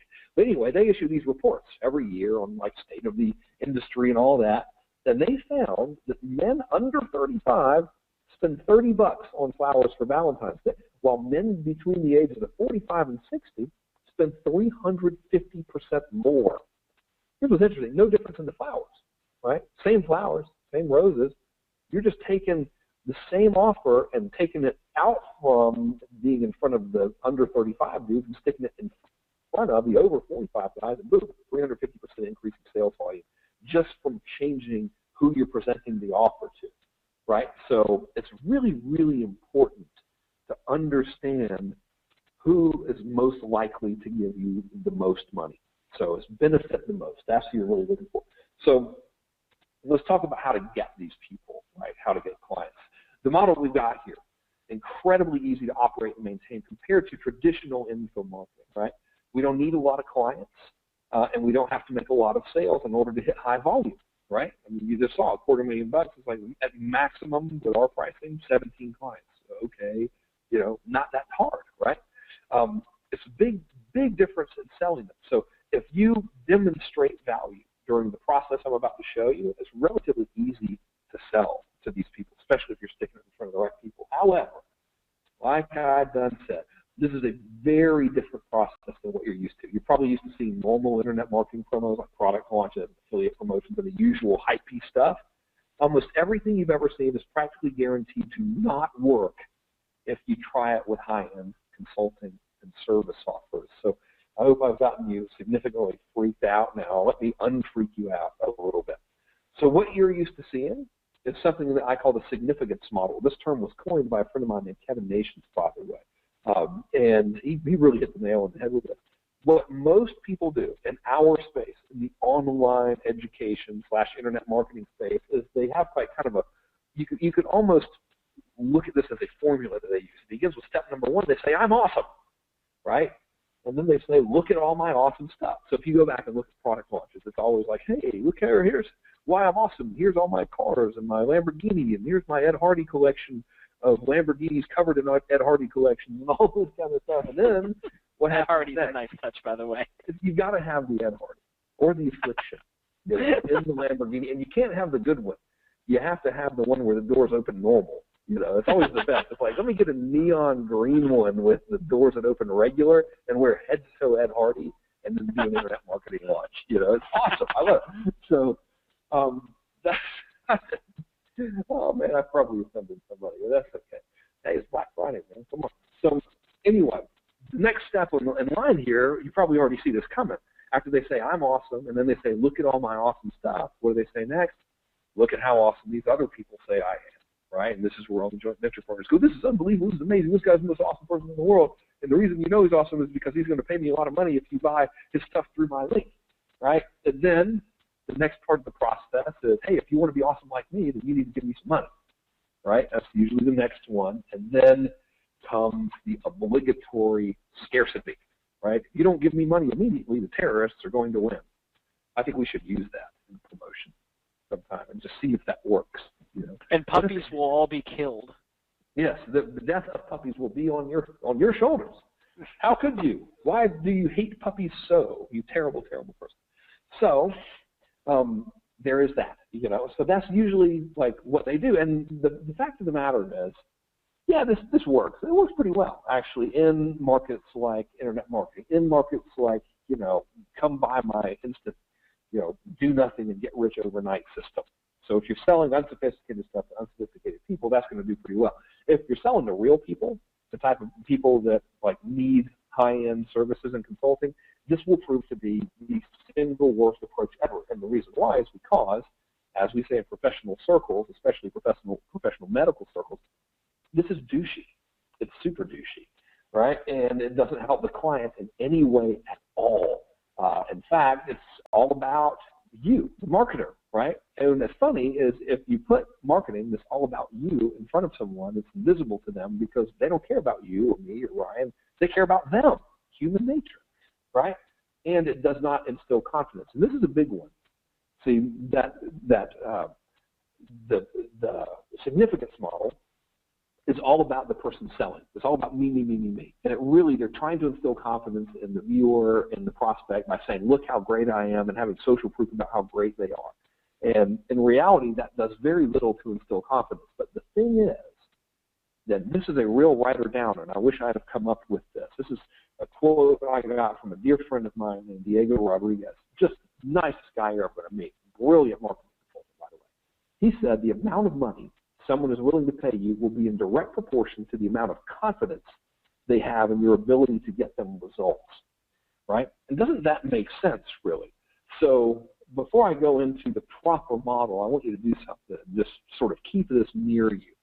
So you got to get a blank piece of paper out and draw a circle in the middle, right? And that middle circle, write down what I say about my stuff. Now draw a circle around that one, almost like we're making a bullseye. And in that ring, write what others say about me. And draw another circle now around that one. So you've got like a bullseye now with 3 rings. And on that outer ring, write what I demonstrate about myself. Those are essentially the 3 circles of influence. Everything we do in marketing falls within one of those 3 circles. Right? The least effective is what I say about me. Makes sense, right? More effective than that, exponentially more effective than that, is what others say about me. But the end-all, be-all, Ryan demonstrated it with the guy driving the golf ball through the damn plywood, is what I demonstrate about myself. So the client-centric model, which is what we use to grow this business of ours, and what I'm going to encourage you to test deploying in your company if you choose to do this kind of stuff, is we don't talk about ourselves at all. Why? Well, it's that inner circle. It's the least effective method of influence, right? We don't brag because it's douchey. We don't use the typical internet marketing crap because if you look at it statistically, from a conversion standpoint, it doesn't work at all, really. I mean, if you want to get ugly about it and look at these hypey launches where you got 500 affiliates driving 10 million clicks to an offer to the point that it crashes the server, and then they get 1,000 customers from that, that's the worst math ever. It's terrible. The only reason it's working is because it doesn't cost anything to send 1 billion emails out, right? Well, we like to live in the real world here. You can live in the fake world and get real excited about $1 million launch. You live in the real world and get excited about $30 million a year, predictable and consistent. I like the real world. So we don't use that typical internet marketing crap. Instead, we live in that outer rung of influence. We demonstrate that we can help them by actually helping them, right? Because talk is cheap. We know that. Our types of clients know that. So this causes them, by the way, to pursue us instead of the other way around. I mean, imagine you're on the golf course, you see some guy whack a ball through a piece of freaking plywood. If you're interested in hitting the ball real hard, you're probably going to go up to that dude and say, how the hell did you do that? Well, what are you doing? You're pursuing him. That's what we want to engineer, right? So we have a process, a mechanical process, complete with squares and words and arrows. It looks like this, right? So we start with some traffic. We send it to a lead magnet, right? Opt-in page with compelling offer for lead magnet. Now, where we're a little different is we have something called an irresistible intrigue offer, and this sort of is like the tripwire sequence, right? In our irresistible intrigue offer, we go through a process, and then we ask for a deposit. That's the tripwire, just like what you saw a second ago, not a second ago, a couple minutes ago now, in Ryan's section of today's Delightful Boot Camp. Now, the next thing that happens is the prospect qualifies himself to us. Then a process called a collaborative close occurs, and then the client pays and becomes a client or not. Or either they say, okay, well, thanks, and I'll try to do it on my own. Either answer is okay with us, right? But these are essentially our 6 major components. So let's talk about traffic real quick. Big fan of traffic, like it. Lots of it out there, not hard to get, especially with a good offer. 3 places we normally go. Number 1 is Facebook PPC. Excuse me, guys. Number 2 is LinkedIn PPC, because we're dealing with professionals and business owners, and they're easier to reach on LinkedIn. Number 3, another one's direct mail. Real big fan of direct mail. I think this, as I told Dan Kennedy, this direct mail fad is going to be big. You mark my word, right? So let's talk about Facebook for a minute. Sure, he appreciated that. Yeah, he was like, oh, God, Frank, you're a genius. I'm his favorite of all time. So then I'll talk to you about the Facebook ninjutsu here, right? So as you might know, we didn't mention it earlier, but Facebook has just made life incredibly easy for us. Remember how easy Google was in like 2005 for some of you veterans out there before the Google slap and then the Google sodomy and then the Google murder occurred? Like when they would actually let you advertise and take your money and not try to kill you. They don't actually try to kill you, by the way. If any of Google's lawyers are listening, they're a wonderful company. We love them. They're the greatest people in history of the world. Well, Facebook is like easier than Google was back then. In fact, they've just teamed up with Axiom, or Axiom, however you say it, and DataLogix, and Epsilon, and all these other difficult to pronounce data sharing companies. So you can target people by all this incredibly private information, such as like their financial situation, their job role, what they bought, what kind of car they drive. It's insane how deeply targeted you can get on Facebook now. Here's something under the job role parts, right? So you can, hey, if you want to like be a consultant to financial professionals and teach them how to integrate these 5 processes that we just showed you and put it in their business to generate and close leads, and you just want to focus just on them and advertise only on Facebook, well, dude, there's 821,000 people within Facebook's records who have self-identified or have been identified through these partners as a financial professional. Pretty simple. I mean, it really doesn't get much easier than that. Medical professional, 3 million of them, right? It's ridiculous. And there's tons more categories. I just kind of circled some that were fancy. Here's another way to get even fancier on the Facebook. So everyone's heard of like list rental and all that. Let's say that you wanted to, your field of expertise is working with contractors, and you might have an info product on how to get more sales for contractors, and you might be sort of listening to me now saying, God damn, maybe I should add some higher value service for these people and charge a lot more and deal with fewer clients and maybe even make a lot more money. Dude, you can go and rent a mailing list of contractors or really just about anything that you want. And you probably know this because you've been in the digital marketer world for a while, but if you go take that rented list, strip out their phone numbers, and then roll hard and deep all up in that Facebook custom audience builder, and that's actually the way you do it because that's how they say it in rap music, you can upload just those phone numbers to create a custom audience in Facebook. What Facebook does, it will say, all right, show me everybody who's got a Facebook account who also has one of these phone numbers. And then you can show your ad just to them, meaning you can show your ad just to the people on the list that you rented. Cost you nothing until they click. Unbelievable, right? I believe as a result of this and other technological breakthroughs that we've had that I don't have time to go over, I think we have never had, ever, even back in the good old Google days, we've never had such an incredible opportunity to get in front of our perfect audience so quickly and easily. So 2014, if you do the stuff we're telling you and sharing with you, and you actually deploy this, whether you use our help or not, man, if you just can be the first to market with this, gangbusters is what it is. Nothing short. So let's talk about generating leads, right? So our process is simple. We generate leads and then we close them. Real easy, well, easier said than done, but very simple, not too complicated. So how do we get them? Well, we're going to use the simplest marketing strategy ever. It's just like what we talked about earlier. We create a lead magnet.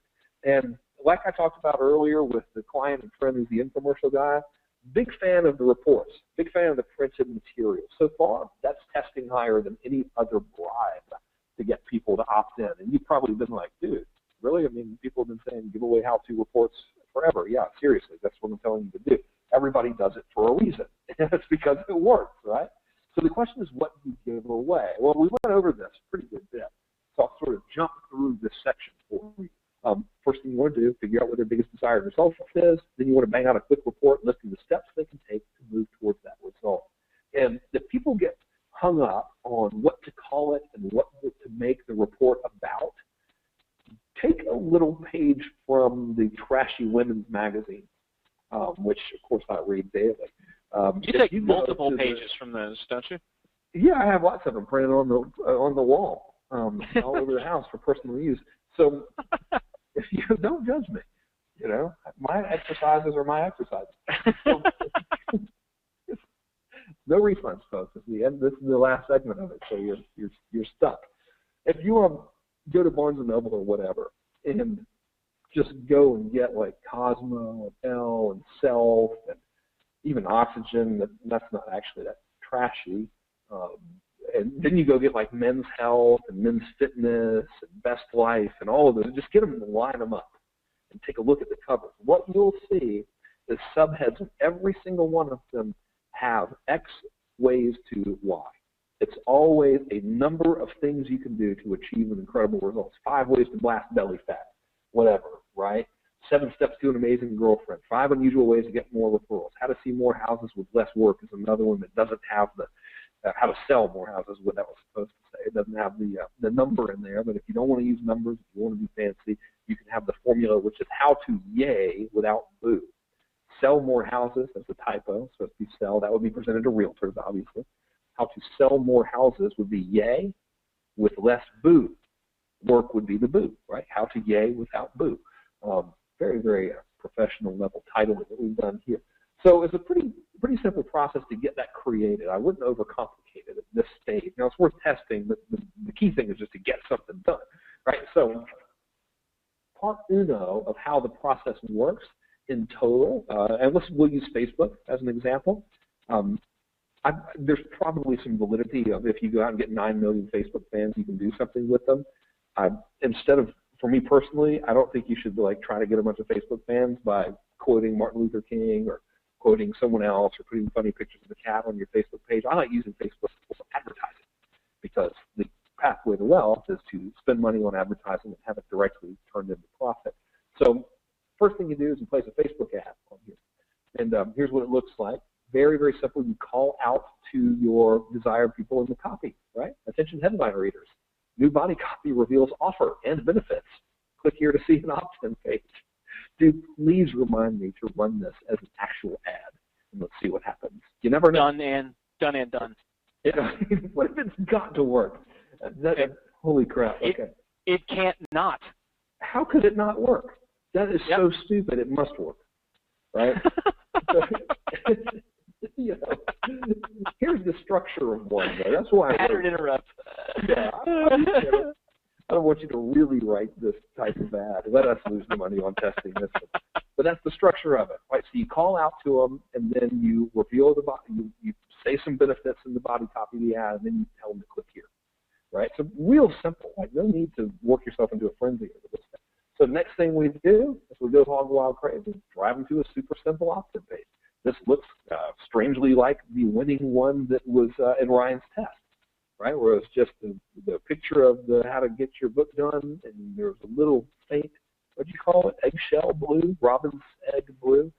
Robin's egg blue, yes. Yeah, super fantastic blue, and there you go. So real simple page, right? And I'll give you some more examples from kind of outside of us. So this is Brendan Burchard's highest converting opt-in page ever, according to him. So free download. There's a picture of the graphic there. It's just has got a dude in his hand. Weird graphic, and there's some copy.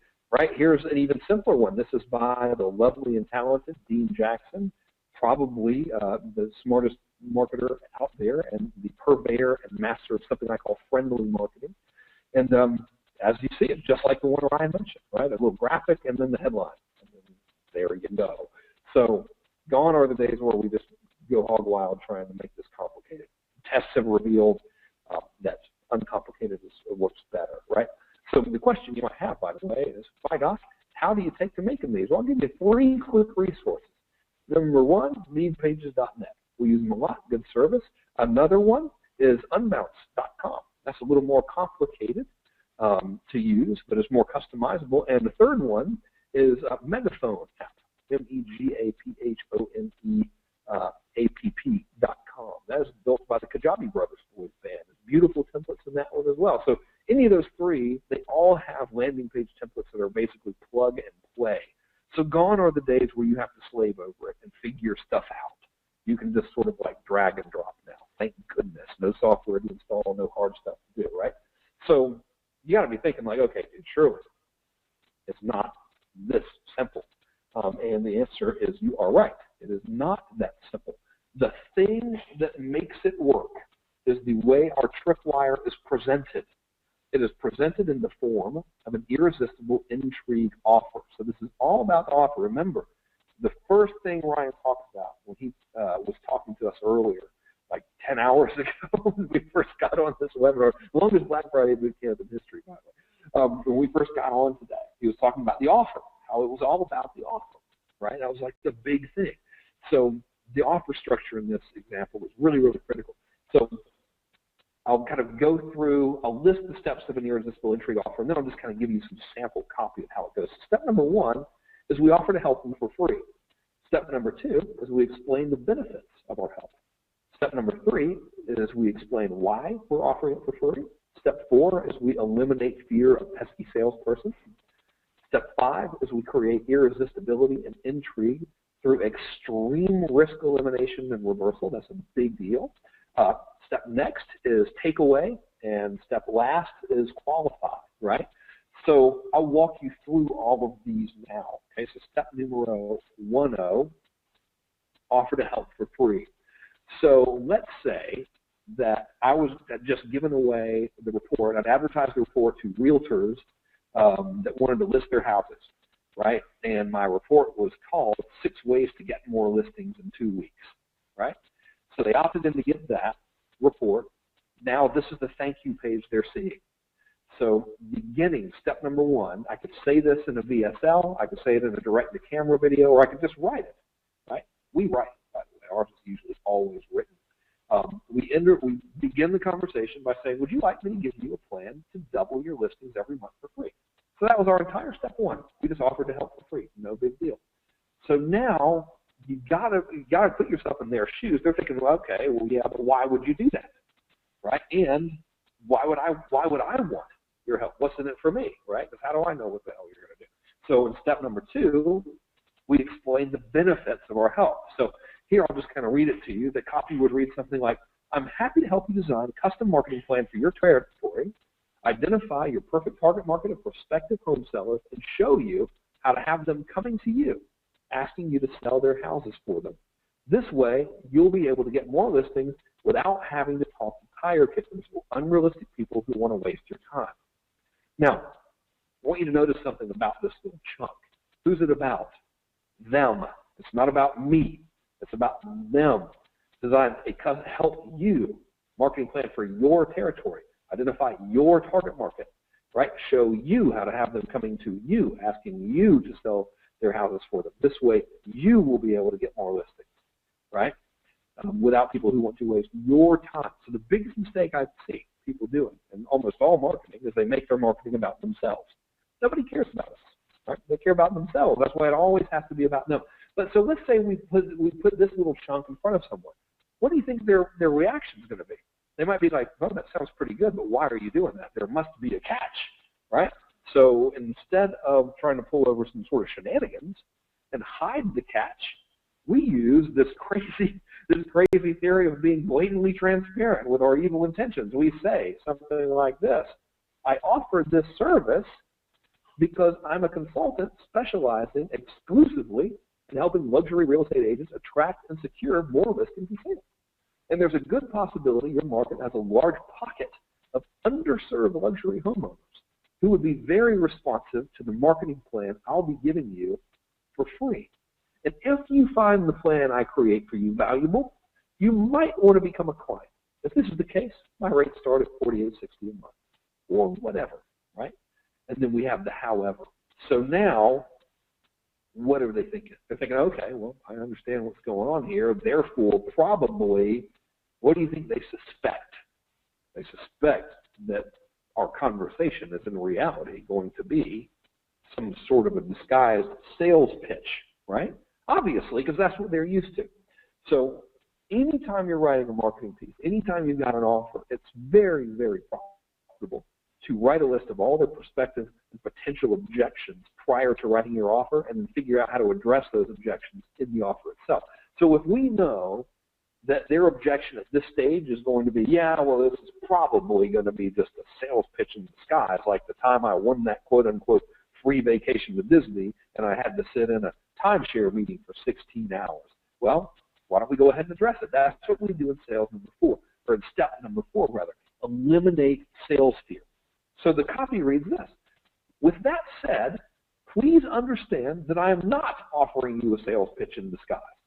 I promise not to pressure you or pester you in any way at all. In fact, if you feel I've wasted even 1 second of your time, and now we move on to the 5th step. And this is the gigantic brass ball step that nobody else really will do.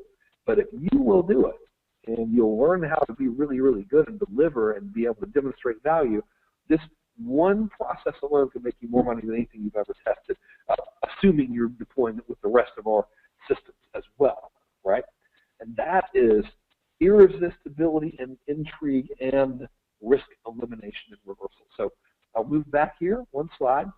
I promise not to pressure you or pester you in any way at all. In fact, if you feel I've wasted even 1 second of your time, let me know, and I'll immediately write you a check for XX dollars to compensate for your time. Right? So now what do you think has happened? The guy's gone from leaning back in his chair, arms crossed, and then he heard that it wasn't a sales pitch in disguise, so he might have uncrossed his arms and gone, all right, but still. And then he hears this, where he say, look, in fact, if you think I wasted your time, I'll pay you. Now he's leaning forward, isn't he? He's like, shit, this is probably pretty good. This is probably really, really good. But maybe there's still some sort of catch. Now, whenever you have someone on the verge like that, sometimes, more often than not, in fact, the deployment of takeaway selling can push them over the edge and cause them to want to do business with you. And that is exactly what we do now in the next step. We use takeaway non-selling. And there's 2 reasons to do this. Number 1, takeaway works, right? When you make it, it's kind of like dangling a string in front of a cat. You put the string in front of them and you start moving it away and there's a little jerk and the cat starts chasing the dang string. We can't help it. Everyone's brain is like that kitten brain, sort of, right? The other reason is, well, we don't want to talk to just anyone. Why would we want to waste our time? They do need to meet some criteria before we would talk to them. Don't you agree? I mean, your time is the only thing that you can never get more of, so that is the thing we should guard the most closely and the most vigilantly. Don't you agree? So the way we word that is we say, now, but before we go any further, you need to know that I can't help everyone. I can only be of benefit to realtors who are well-respected in their markets, willing to advertise, and able to sell the listings that I help them get. Now, the reason I'm doing that is because if they're not well-respected in their markets, if they refuse to advertise, and if they can't sell the listings that I help them get, they're going to be terrible clients anyway. They probably won't even become clients, so why the hell would I want to talk to them, right? So we're having a double-purposed move right here. Purpose number 1, takeaway selling causes the desirability to go up. Purpose number 2, filters out the fruitcakes, right? So our next step now is to make them qualify themselves to us, right? And the way we do that is we say, here's what I'm doing next. Schedule a planning session with me by simply clicking the link below. You'll see a form with a few questions about your business and what you're looking to accomplish. Once I have that information, I'll do some market research for you and set up a good time to go over it with you. Now, what we do in our business is I ask for a deposit of $100. The reason we ask for our deposit of $100 is because we want to diminish response. I would much rather have, instead of 100 guys applying that are kind of random, I'd much rather have just 10 people applying that are for real. So that $100 is our tripwire in this case. Even though it's refundable and we don't care about it, we give it back to them immediately after they hang up. We could care less about the stupid $100. We just want to make sure they're real. It's kind of like our weirdo repellent maneuver, right? And also psychologically, they're kind of already mentally one step into their little journey of becoming a real customer with us. So if you've ever read Cialdini's Influence, you've heard about that commitment and consistency. The way to get to a big yes is a series of little yeses. So that's the very first little yes. Actually, the first little yes was them opting in the first place, right? So that's why we do that $100 deposit. That really is our tripwire, which is pretty ninja, right? So what all of this process does for you is it gives you a targeted group of highly responsive prospects who know what you have to offer and are literally asking you to help them now. I mean, they're actually filling out a questionnaire and applying to talk to you. They wouldn't be doing that if they weren't interested in becoming a client. Plus, like I said, they're applying to talk to you by answering your questions about them, right? So now you have the power, okay? The buyer does not have the power. You have all the perceived power, which is exactly what you want. So before we go further, you need to know that the prospect getting method I showed you is just the most low-tech and simple method you can use. I led with this method because it's something you can implement now to get results fast. We've also got 5 other ways to generate prospects. Now, again, notice that our system, there's 5 components to the system that Ryan just walked you through. So I'm really talking about the quickest bang for your buck here in terms of your time spent on this webinar. There's a lot more stuff you can do to apply the 5 steps that we talked about earlier to this formula. I'm just giving you the quickest, fast strike version, right? So let's talk about converting these prospects now into sales. Our personal approach, here's how we do it, right? So just kind of to recap the structure, they see a Facebook ad, right? Or it can be an email ad. They go to opt-in, right, to get the free report. And then they see the irresistible intrigue offer. This is actually a screenshot of an old one. We have a newer copy now for our personal one, which some of you might have actually seen. It says, would you like me to hand you a $30 million blueprint for free? Same type of thing, right? So what this happens here is they go through the same irresistible intrigue offer, and we've tested different things. We tested getting big deposits of $750, and I say I'll give you $1,500 if you think I've wasted your time. We've never had anyone ask for that type of thing, and we finally said, you know, we don't even need to make them give us $700. It's $100 is fine, right? We don't care. And then of course they fill out some questions after they leave the little deposit, which is refundable, and we ask them simple stuff, right? Like what is your last year's sales volume? What are your sales goals? What's your biggest challenges? What do you got? You know, what are all your moving parts that we can work with? Really, really basic stuff. And we only schedule appointments with them after we've read their answers and checked them out and determined that we can help them. So our team will never speak to someone unless we have a general idea of how we're going to advise them. We look at their questions and we're like, dude, I have no idea how to help this person sell the self-castration kit, you know, because who the hell wants to buy that, right? We're not going to talk to them. We're going to say, hey, man, we're sorry. We're full. We can help you. And then we'll give them maybe a parting gift or something like that just to keep up the goodwill. So it's really easy. Yeah, and I think that's what you just said there. I think that's important, and that's not just talk. Like, we actually do that. We actually do turn away a good number of people that aren't a good fit. And when you're running a real consulting practice, you have to. You can't help everybody, and if you try to take everyone, you're gonna do a bad job, and you're gonna get a bad reputation. And it sounds kind of demented, but it sort of feels good to turn business away. So I think it's good not only because it's good business, but it also is good just sort of mentally. Hopefully that makes sense. It does make sense, and it's a matter of practicality, too. There's only so much time in the day, and if you get on the phone, whether it's you or someone on your team gets on the phone and gets with someone they can't help and they don't become a client and there's no benefit to anybody in that conversation, it becomes demoralizing and no one's making money.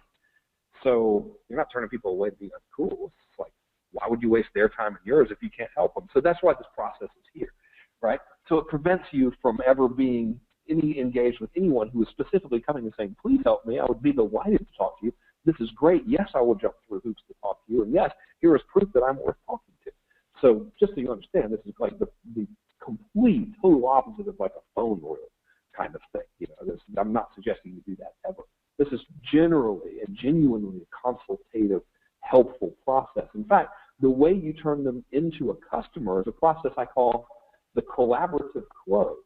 And I'll walk you through it. And like I said, not to belabor this, these guys have actually asked you to call them. So this isn't any sort of cold calling or telemarketing crap like that. We close your sales on the phone, or if you choose to meet people one-on-one, essentially by not selling. Everything we do is we live in that outer rung. Remember, we drew the 3 circles there. We live in that outer circle. Instead of talking about it, instead of having others talk about it, we demonstrate the value of what we got by actually helping them and offering to help them even more. And there's kind of a scripted structure to follow. Now, we don't use a sales script. We do have a structure that we follow, though, and I call that structure collaborative bridge building. So here's how it works. First thing you do is you get them on the phone, and even in their application, you find out where they want to be, which is, hey, what are your goals, right? What do you want to accomplish? Then you find out where they are now. We get all of that in the application, typically, right? And next thing we do, we clarify all that. We first talk to them. We're like, okay, I read everything. Just want to make sure this is all right and all that kind of stuff. They say, yep, that's exactly right. So now we begin to ask them questions to lead them towards the right steps they need to take. So essentially what we do is we're asking them questions to help them see a bridge that'll take them from where they are to where they want to be. And that bridge is a metaphor. So it kind of looks like this, right? In fact, we actually, in our process, I have a little worksheet. If you want one, I can give it to you, and we'll talk about that later. A little worksheet to go through in terms of these collaborative closes, and we draw in little squares. Where are they? And then the other squares where they want to be. And then we have little slots where you go, all right, here's step 1 for them to get there. And we literally ask them questions and consultatively and collaboratively come up with a plan to help them get to where they want to be. So that sounds kind of abstract, so let me walk you through how we do it, the process. So I'm just sort of going to give you an example as if we had somebody on the phone, right? So I might have a person, and this is real common in this business. He's in $1 million, and he says he wants to be at $2 million. So I'll say something like this, or someone on our team will say, okay, I see you're at $1 million and you want to be at $2 million. So how many customers are you getting per month right now, right? And they'll answer. They'll say, well, we're getting 100, right? And then we say, okay, I want to make sure you're getting 100 customers. All right, that's cool. And instead of like telling them here's 10 ways to get 200 customers, we'll just keep asking questions. We'll say, all right, well, do you think there's an opportunity to start selling more products to your existing customer base, aka profit maximizing, right? And they'll say, yeah, probably so, because most people would answer yes to that question. We'll say, okay, well, what do you think they'd like to buy the most, right? And they'll say, well, we're selling tires right now, and they'd probably like to buy like a tire shine kit or something, or a flat tire kit. And we say, okay, cool. Then we might say, what do you think would happen if we offered that? And they might say, well, I think that, probably about 10% of them would buy it. And then we might keep digging. Okay, well, what's the average profit margin per sale on that thing? Well, it's $50. All right, so if we, if you're getting 100 people and you got 10% of them are now buying the tire repair kit, and that's an extra $50, that means that's an extra $5,000 per month in your pocket if we added that. Is that right? They'd say yes, right? But we just write this down, and we're not telling them to do anything. We just write it down on our little sheet, making notes on stuff that they could be doing, right? And then we might say, okay, well, what does your current sales process look like? And I'll tell you, it's always horrible. At best, if they opt in, we send them 10 million emails until they buy, right? That's usually the very best one that they've got. Then we might say, okay, well, do you think it would be more effective if we added some one-click upsells to your offer, profit maximizers? Or, do you think we might, what do you think would happen if what happens if someone doesn't buy right away, and therefore we're opening up a return path type of conversation, right? And then we might say, well, what do you think would happen if we ran a 4-day cash machine sale automatically to everyone who hasn't bought within the first 5 weeks of being in your funnel, right? So that's more return path stuff.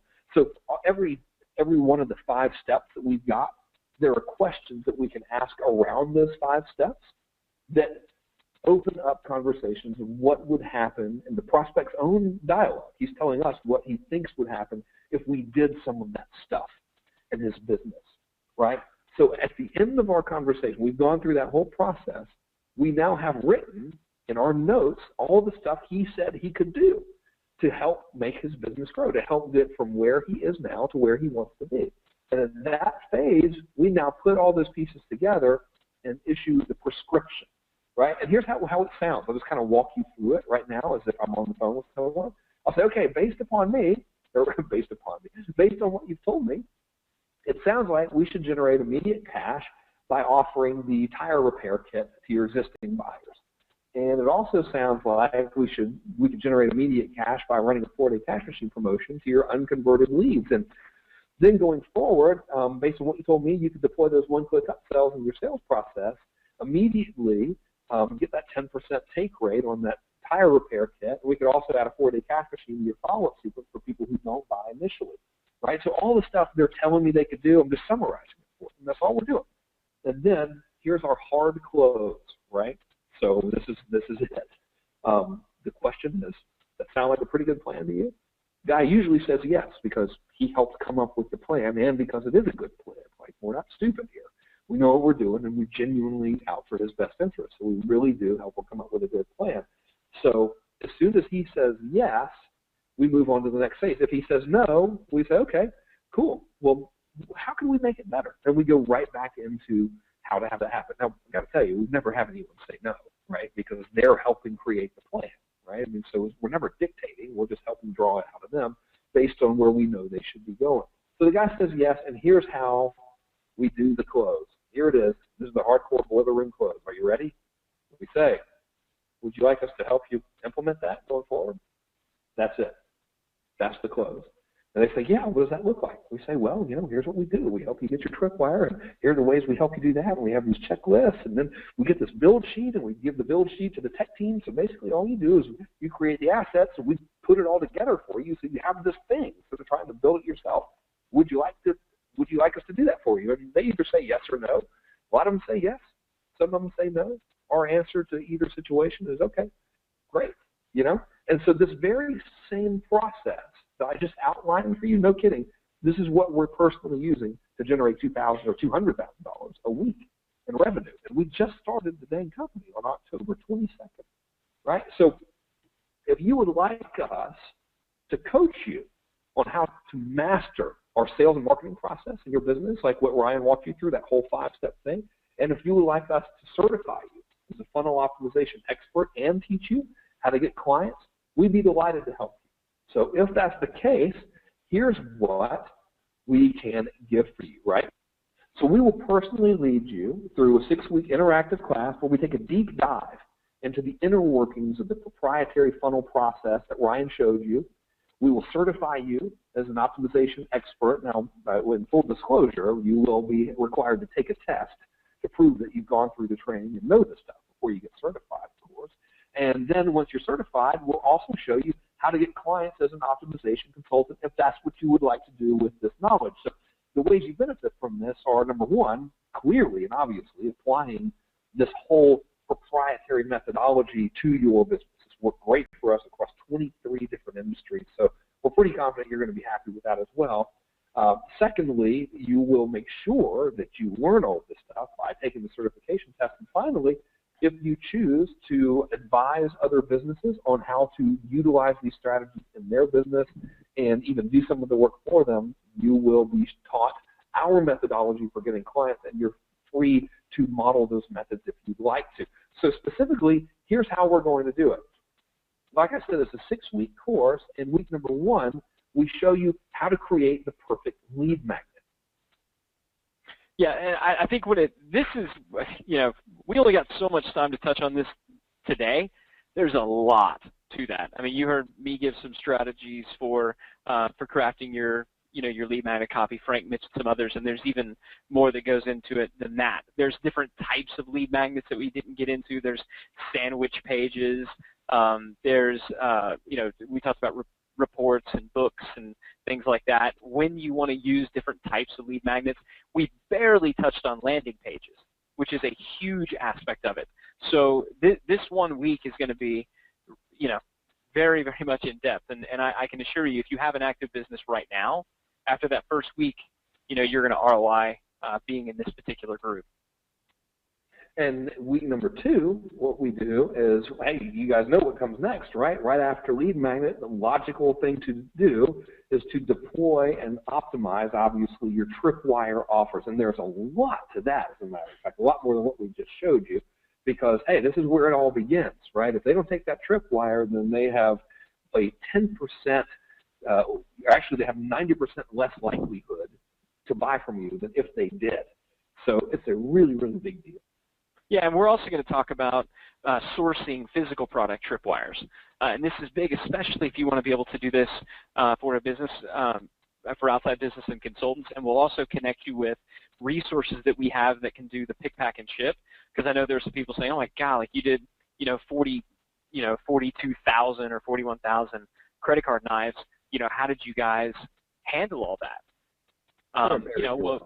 Yeah, exactly. Yeah, I got my wife and all my children like stuffing them in envelopes. So no, I mean, you gotta, you need to have the logistics set up to be able to handle that volume. And believe me, if you're going to do it for your own business, you want to make sure you got that set up. If you're going to do it as a consultant, you don't want to set your clients up to fail. And so we're also going to connect you with all of our resources there on that front. But don't think that the Triple R has to be a physical product. They just work well. So we're going to spend more time talking about that when we get into week 2. Week number trace, we talk about the core offer strategies. And even though we breezed through it in this one because we know you've heard a lot about it before, and we wanted to show you sort of the ancillary things that magnify the sale of your core offer, there's still a lot of core offer stuff that nobody's doing, and it's overlooked, and there's just a tremendous amount of work to be done in maximizing and perfecting the offer methodology within core offer strategies. So essentially ways to sell more of your existing stuff faster. Yeah, we're going to get our partner Perry Belcher, who, in my opinion, is in the opinion of a lot of people, and it's hard for me to say this about him because he's one of my best friends too. But he really is one of the best living copywriters that I've had the privilege of associating with, and I've met and been around some of the best. He's amazing. He's going to be kind of your the professor for this particular week, covering in great depth offer structure, the 21-step process and formula where you would go about tweaking it. We're also going to give you that 25-point checklist for how you go about optimizing an offer. There is a whole branch of consulting called CRO, conversion rate optimization, right? CRO, if you want to Google it, there's companies that all they do is CRO. You could take that 25-point checklist and be a quote-unquote CRO if you want to. In my opinion, you're going to be delivering just 20% of the goods that you can deliver to a business because you're only going to focus on the core offer. But nevertheless, I mean, it's going to be hugely valuable to get that. It's funny. I actually have a conversion rate optimization company as a client for how to get more clients. In that, I mean, it is amazing, and that's because CROs are very good at getting your conversion rate from 2% to 4%. But and that's a big deal. I mean, to their credit. It's a huge deal. Yeah, it's a huge deal. Yeah, they deliver tremendous value. But we're really setting you guys up to deliver enormous value. What we want to do is we want to inject that value with highly illegal performance-enhancing drugs called week number 4 profit maximizers. Because that's what those dudes don't have. They're like, oh, here's how to go from 2% to 4%. We're like, here's how to take your revenue per customer from $25 to $250. And that is week number 4, the profit maximizer. Yeah, and this changes everything. It really does. And we talked about the 7 different types of profit maximizers, but I think there was like maybe a slide for each one. So being able to show some examples and case studies across just dozens of different businesses, it's really going to open your mind to the possibilities. And again, also being able to look at when you're talking about different Slack adjusters and doing licensing deals and direct import deals on high ticket items with drop shipping, so that you can do line extensions. That's going to be big in week 4. I'm not saying that we're going to be able to turn you into like an authority on direct importing from China or anything like that. That's not the point. But we are going to expose you to some of the sides of that business and some contacts that can help you out. So if it makes sense for your business, or if you're doing this as a consultant, you can at least talk the talk and you understand how to go to get these things done and act like a professional. Exactly right. And by the way, I mean, when I said highly illegal performance-enhancing drugs called a profit maximizer, there's nothing illegal about profit maximizers at all. That was me kidding, right? So essentially, this is like the steroids of conversion rate optimization. This is what makes conversion rate optimization look like child's play, because it can have such a profound effect on total revenue.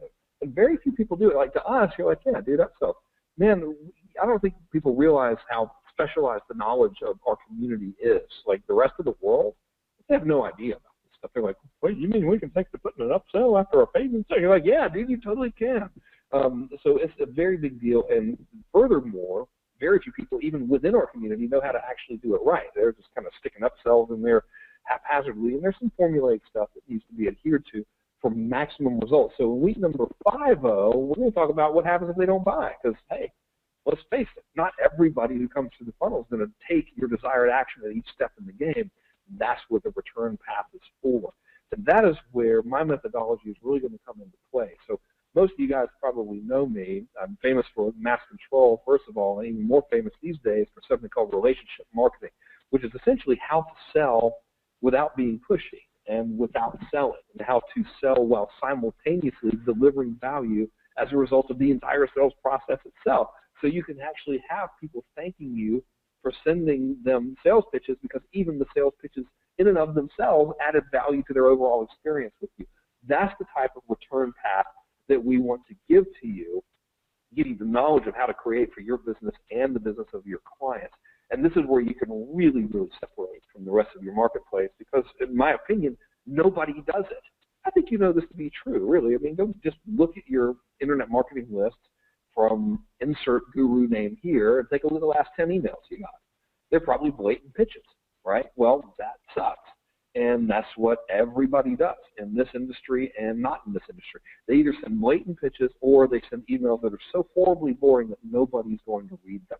So what we're going to do in week number 5 is learn how to create return paths that are entertaining, engaging, beneficial, and very, very valuable, not only to your customer and client, but also to your bottom line. It's going to get those people to come back and buy from you, and buy from you with greater frequency. And finally, in week number 6, we'll go over how to get clients. So the stuff that I just showed you now, I'm going to walk you through more specifics of. So we're going to work on how to create your irresistible intrigue offer.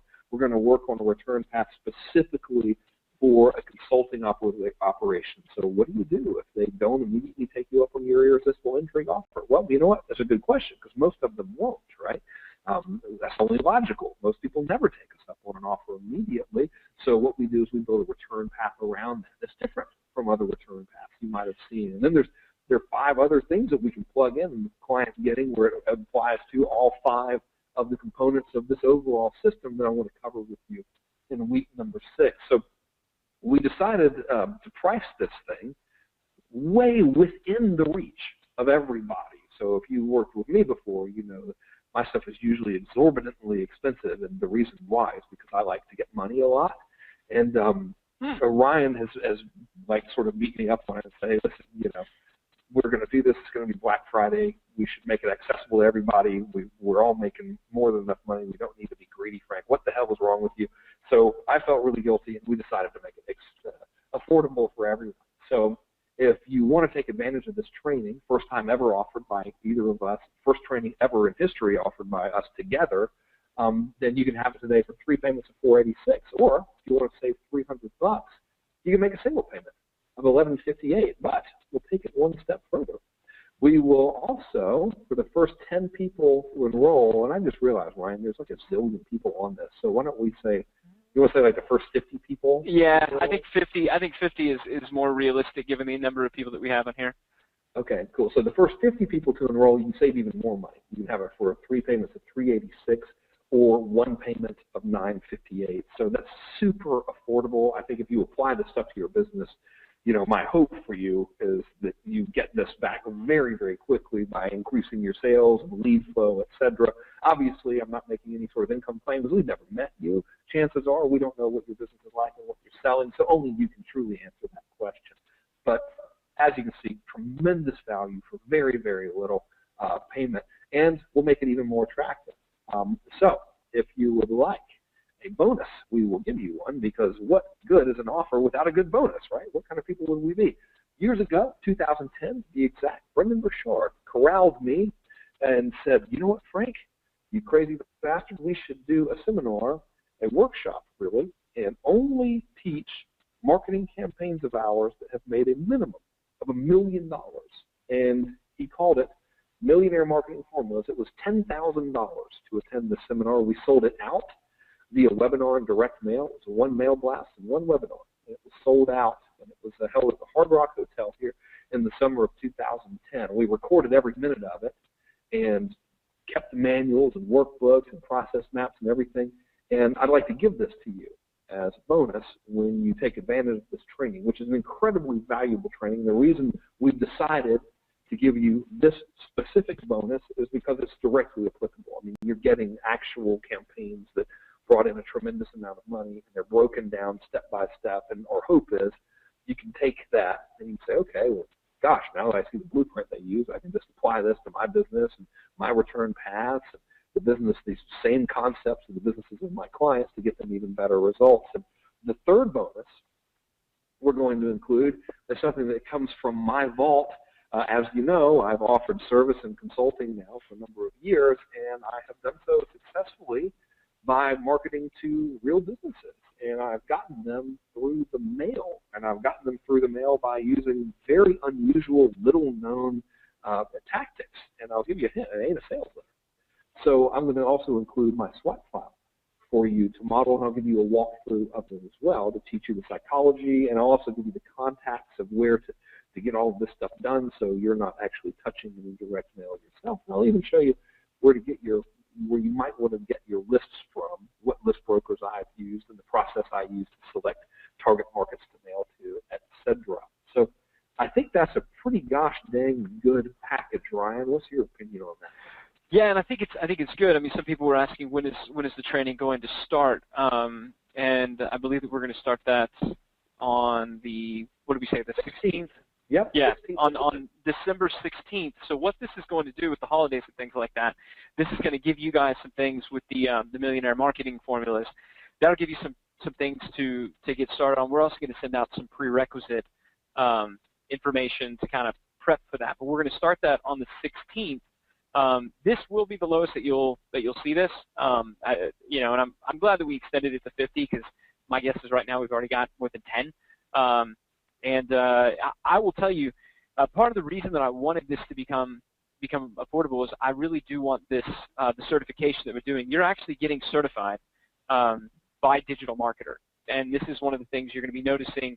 We're doing a new rollout rebranding campaign with Digital Marketer, and we're going to be doing more certifications and doing a full larger scale advertising push around them. Because like I said, I'm a big believer that we have something better to offer the business world as funnel optimization specialists than your normal CRO, than your normal conversion rate optimization team does.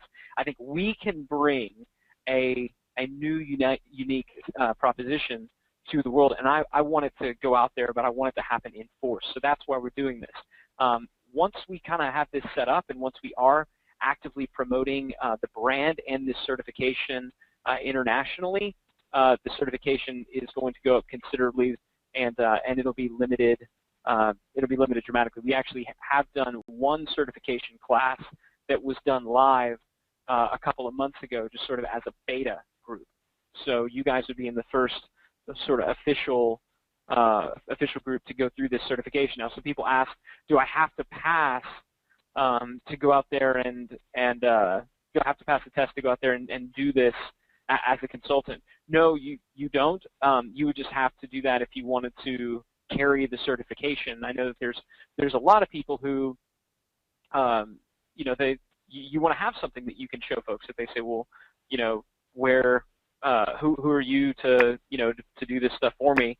To be able to show a level of certification is going to mean a lot to certain clients. So that's another reason why we're doing this. So I think you get, if you're a business owner or if you're a marketing manager, you're going to have a lot here that can grow and expand your business. Just that list of that 25-point checklist alone, I think, is worth the price of admission, along with the training that we're going to be doing on lead magnets and landing pages, not to mention Frank's swipe file. I mean, if you go down kind of any individual week, any individual bonus is worth more than the price of admission. So I think it's safe to say that if you have a business today, this is the type of thing that's going to be very good for you, even if you have somebody in your team do it.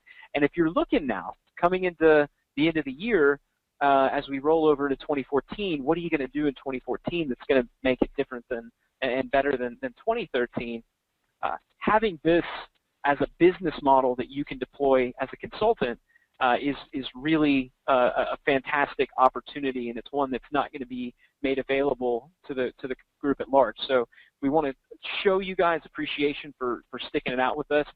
We want to honor the fact that you were here on Black Friday. Like I said, instead of being crashed out on your couch or swinging elbows at your local Walmart. And so that's why you guys are getting this deal. So I highly recommend go to funnelexperts.com/join. Get all the information, get signed up, and I'll look forward to seeing you, talking to you on the training. So I just got a message. People are asking how the training works. So I suppose we should tell them that. So it's all delivered online, and on the 16th we'll release the first module. So we release one module every week, and we do that for a reason. We have found through distance education studies, and as you probably know, I've been doing this for 15 years, and Ryan's been doing it for 10 or. No, you started even before I met you. You were working. Yeah, I'm 15 years into it too. Yeah. Yeah, and what we found is the biggest challenge to people's progress is overwhelm. So the cure for that, and if you're doing any sort of distance education, you might be able to borrow this strategy, is instead of giving them the big box of stuff with everything in it, you chunk it down sequentially and you present the information in the order in which it must be deployed for the consumer to have the highest likelihood of success. So that's exactly how we do it. So week number 1, we give you module 1 where we talk about generating the lead magnet. We have a whole week where we work on getting all of that stuff made so you can't jump around and get overwhelmed with all the other stuff you got to do. You just focus on that one simple task. And that makes it where it's a lot more doable and a lot less overwhelming and not weird or freaky or anything like that. So we dedicate a week to every single module. And if you need help, we are here to help you. As a matter of fact, we decided that for this first offering of this course and this training, that every week we will do live Q&A calls about that specific module. So if you miss, so let me back up. First of all the stuff that we present every week, it's recorded for you. It's in a members area. You can access it 24 hours a day. Even after the class is over, you'll have lifetime access to the material. Second thing is on the live Q&A calls, if you can't make one, it's recorded. And if you have a question that you want us to answer, email it in and we'll answer it on the call and you can listen to it on the recording. So no matter what your situation is, we've got you covered. This is a fantastic training. This methodology has worked incredibly well for, you name it, the businesses in the digital empire, or rather digital marketer empire, the portfolio, legal services, survival, just that survival business alone. What did you guys start at when you first got the company, right? It was $30,000 a month that you were doing? Yeah, it was doing about $30,000 a month, and that's when you're carrying our certification. When you're telling the story about this, you also get to leverage some of our examples. You can't say that you did it, but you can say, I'm certified by a digital marketer, and here's their track record. So that's one of the benefits that it comes if you want to do it as a consultant. And you started at $30,000 a month. You applied, and this was trial and error. So I don't want to make it sound like it happened magically, because it took a couple of years to grow that business. And a lot of what you guys have had the benefit of learning today was the product of just unbelievably difficult trial and error that we've gone through. So you don't have to. But what is, can you say it? What you're doing every month now in Survival Life Alone? Yeah, for the past couple of months, we've been at about 800,000, and I would assume we should finish the year just at about $1 million a month and tracking up. And we're growing at 10 to 15% a month now. So what happened, we first took over the business and we were flat because we went in there and we tried a bunch of stuff that just didn't work. And then we finally hit on this crazy thing called a tripwire. We went in for the first month and we were redoing sales copy and doing all this stuff that that marketers want to do, and it wasn't having any impact at all. And it was when we launched that tripwire, which was in October of 2012, was when we finally went out there and launched the tripwire. That was when we saw it jump up to about $250,000. Or it grew from, we were able to kind of get some incremental improvements, and then within about 3 months of doing that, we were up to about $250,000 a month. Then we jumped up, after another couple months, we doubled again, and then we flatlined it at $500,000 for the better part.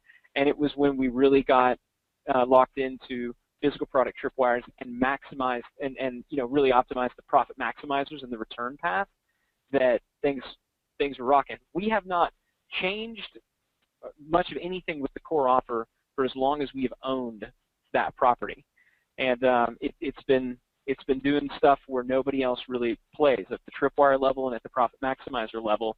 It's taken it from $30,000 a month to $800,000 a month. I got to tell you something. Now, I know everyone's on the same team, but guys, I would like just a show of hands of whose team that you're on out there. Perry runs primarily the marketing behind the survival business, and they are beating our consulting company for now. Now, they were a lot older, a lot more momentum. We just started.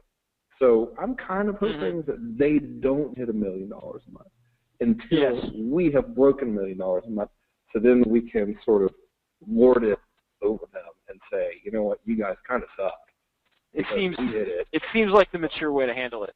It seems like it would be. We're a very professional organization. Our website is very nice. We've got graphics and everything. So, yeah, I think that is. Yeah. And it looks like that we actually have a couple to try. We have some Team Perry people. You guys are bad people. I don't know how you got on this webinar, but you were not friends of yours, and we're taking you off the Christmas card list. But the majority of everyone is with us. They think that Perry Belcher must be stopped, and that we should take the reins as the victors in this competition. Yes, I would agree with that. Yeah, good. I'm glad we're on the same page. Yeah. Yeah. Well, guys, you know what we didn't offer? A guarantee. What kind of people are we? It's like we're forgetting the cobbler's kids are going barefoot. Turkey is what it is. Yeah, exactly. I'm all hopped up on that. What kind of guarantee you want to offer there, man? I tell you what I like. Now, this is a hardcore one, and this is a lot of wiggle room. How about this? You ask for a refund and you get one. Yes. It's a crazy concept, but I'm actually for that as well. How about I'm not the entire class, try everything, and after the whole thing is over, if you didn't like it, let us know, and you have your money back and keep all the bonuses anyway. How about that? Yeah, and if you're sneaky enough to download all the stuff before we, clear your, turn off your login, hey, you can keep that too. We don't really care that much. It's just not too worried about it. Yeah. No, I think that's good. I think that's a good point. I mean, I'm not worried about it. I know for the people that it's right for, they already know it and they're in it. They're going to get value. And for the folks that it's not, you probably already know. I mean, if you're the type of person that just was here because you're avoiding your family, and you wanted to play business and you wanted to play work today, and seem important, but you don't actually want to do anything, you probably know who you are, and this is probably not for you. That was kind of harsh. But yeah, and if you're one of those people, you should just send the money, but don't actually take the class, just as a gift. Yes. Yeah. Yes. It'll go. As a gift. We have between us now almost 8 children. So I bring this up. Someone asked what's the, in my emails earlier to my list. I guess I got some of my folks on here too. Hey, y'all. People were saying, what's the congratulations on the new baby? What is it? It's a girl. So you really should send the money as a gift, because I will now have 3 daughters and 1 son. That means I have to pay for 3 weddings and God knows how much bail money for the son. Yeah. So even if you don't want to actually have a business, you should still buy the class as a gift to someone else twice. It seems only fair that they would do logical. Yeah, Ryan's got 7 million children, so between us, we really have to work a lot. I finally figured out what's causing that, by the way. It's the cable. You got to turn the cable back on.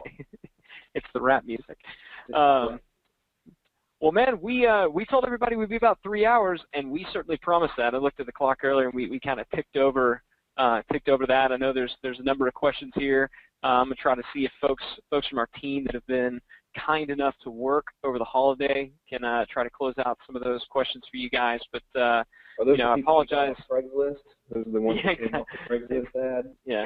No, but they're doing a fine job. I apologize that it's impossible with everybody who's on this to get to all of them. So if we didn't touch a question, I'm sorry about that. But with that said, I'm gonna get back to my family. Frank, why don't you do the same, and I thank everybody again for being on this, for being a part of this. I do sincerely hope that you take advantage of the training that we're offering. And I look forward to seeing you there. I'll let you have the last word and sign off, homie. Hey, thanks y'all for joining us. It means a lot, really. Thank you for helping us support that charity. It's a good thing. We're helping a lot of kids with autism, and they count. And it's a pleasure to help them. A couple of my friends have children with autism, and they're good kids, and we're real glad to help those people out. And we'll help the charity that helps them out. And we appreciate y'all being here. You've been with us for 3 hours, so you must be pretty serious about your business, or masochists, one of the two. Either case is okay with us. No judgment. Whatever you're judgment to. So we hope you have a real good rest of your day. We hope that, if you want to, you can just leave this page open, and therefore to look like you're still working, and you won't have to go to the mall or anything. That's totally fine. I think that counts as an okay. You're technically still working if you're staring at the page. That's good. Anything's better than going to that melee of horror, just the Black Friday sales at the malls. Dear God. Brian was like, "You want to work on Black Friday?" I was like, "Hell yes, I want to work on Black Friday, please." My wife is Ukrainian, and she will go to Mars to get a bargain.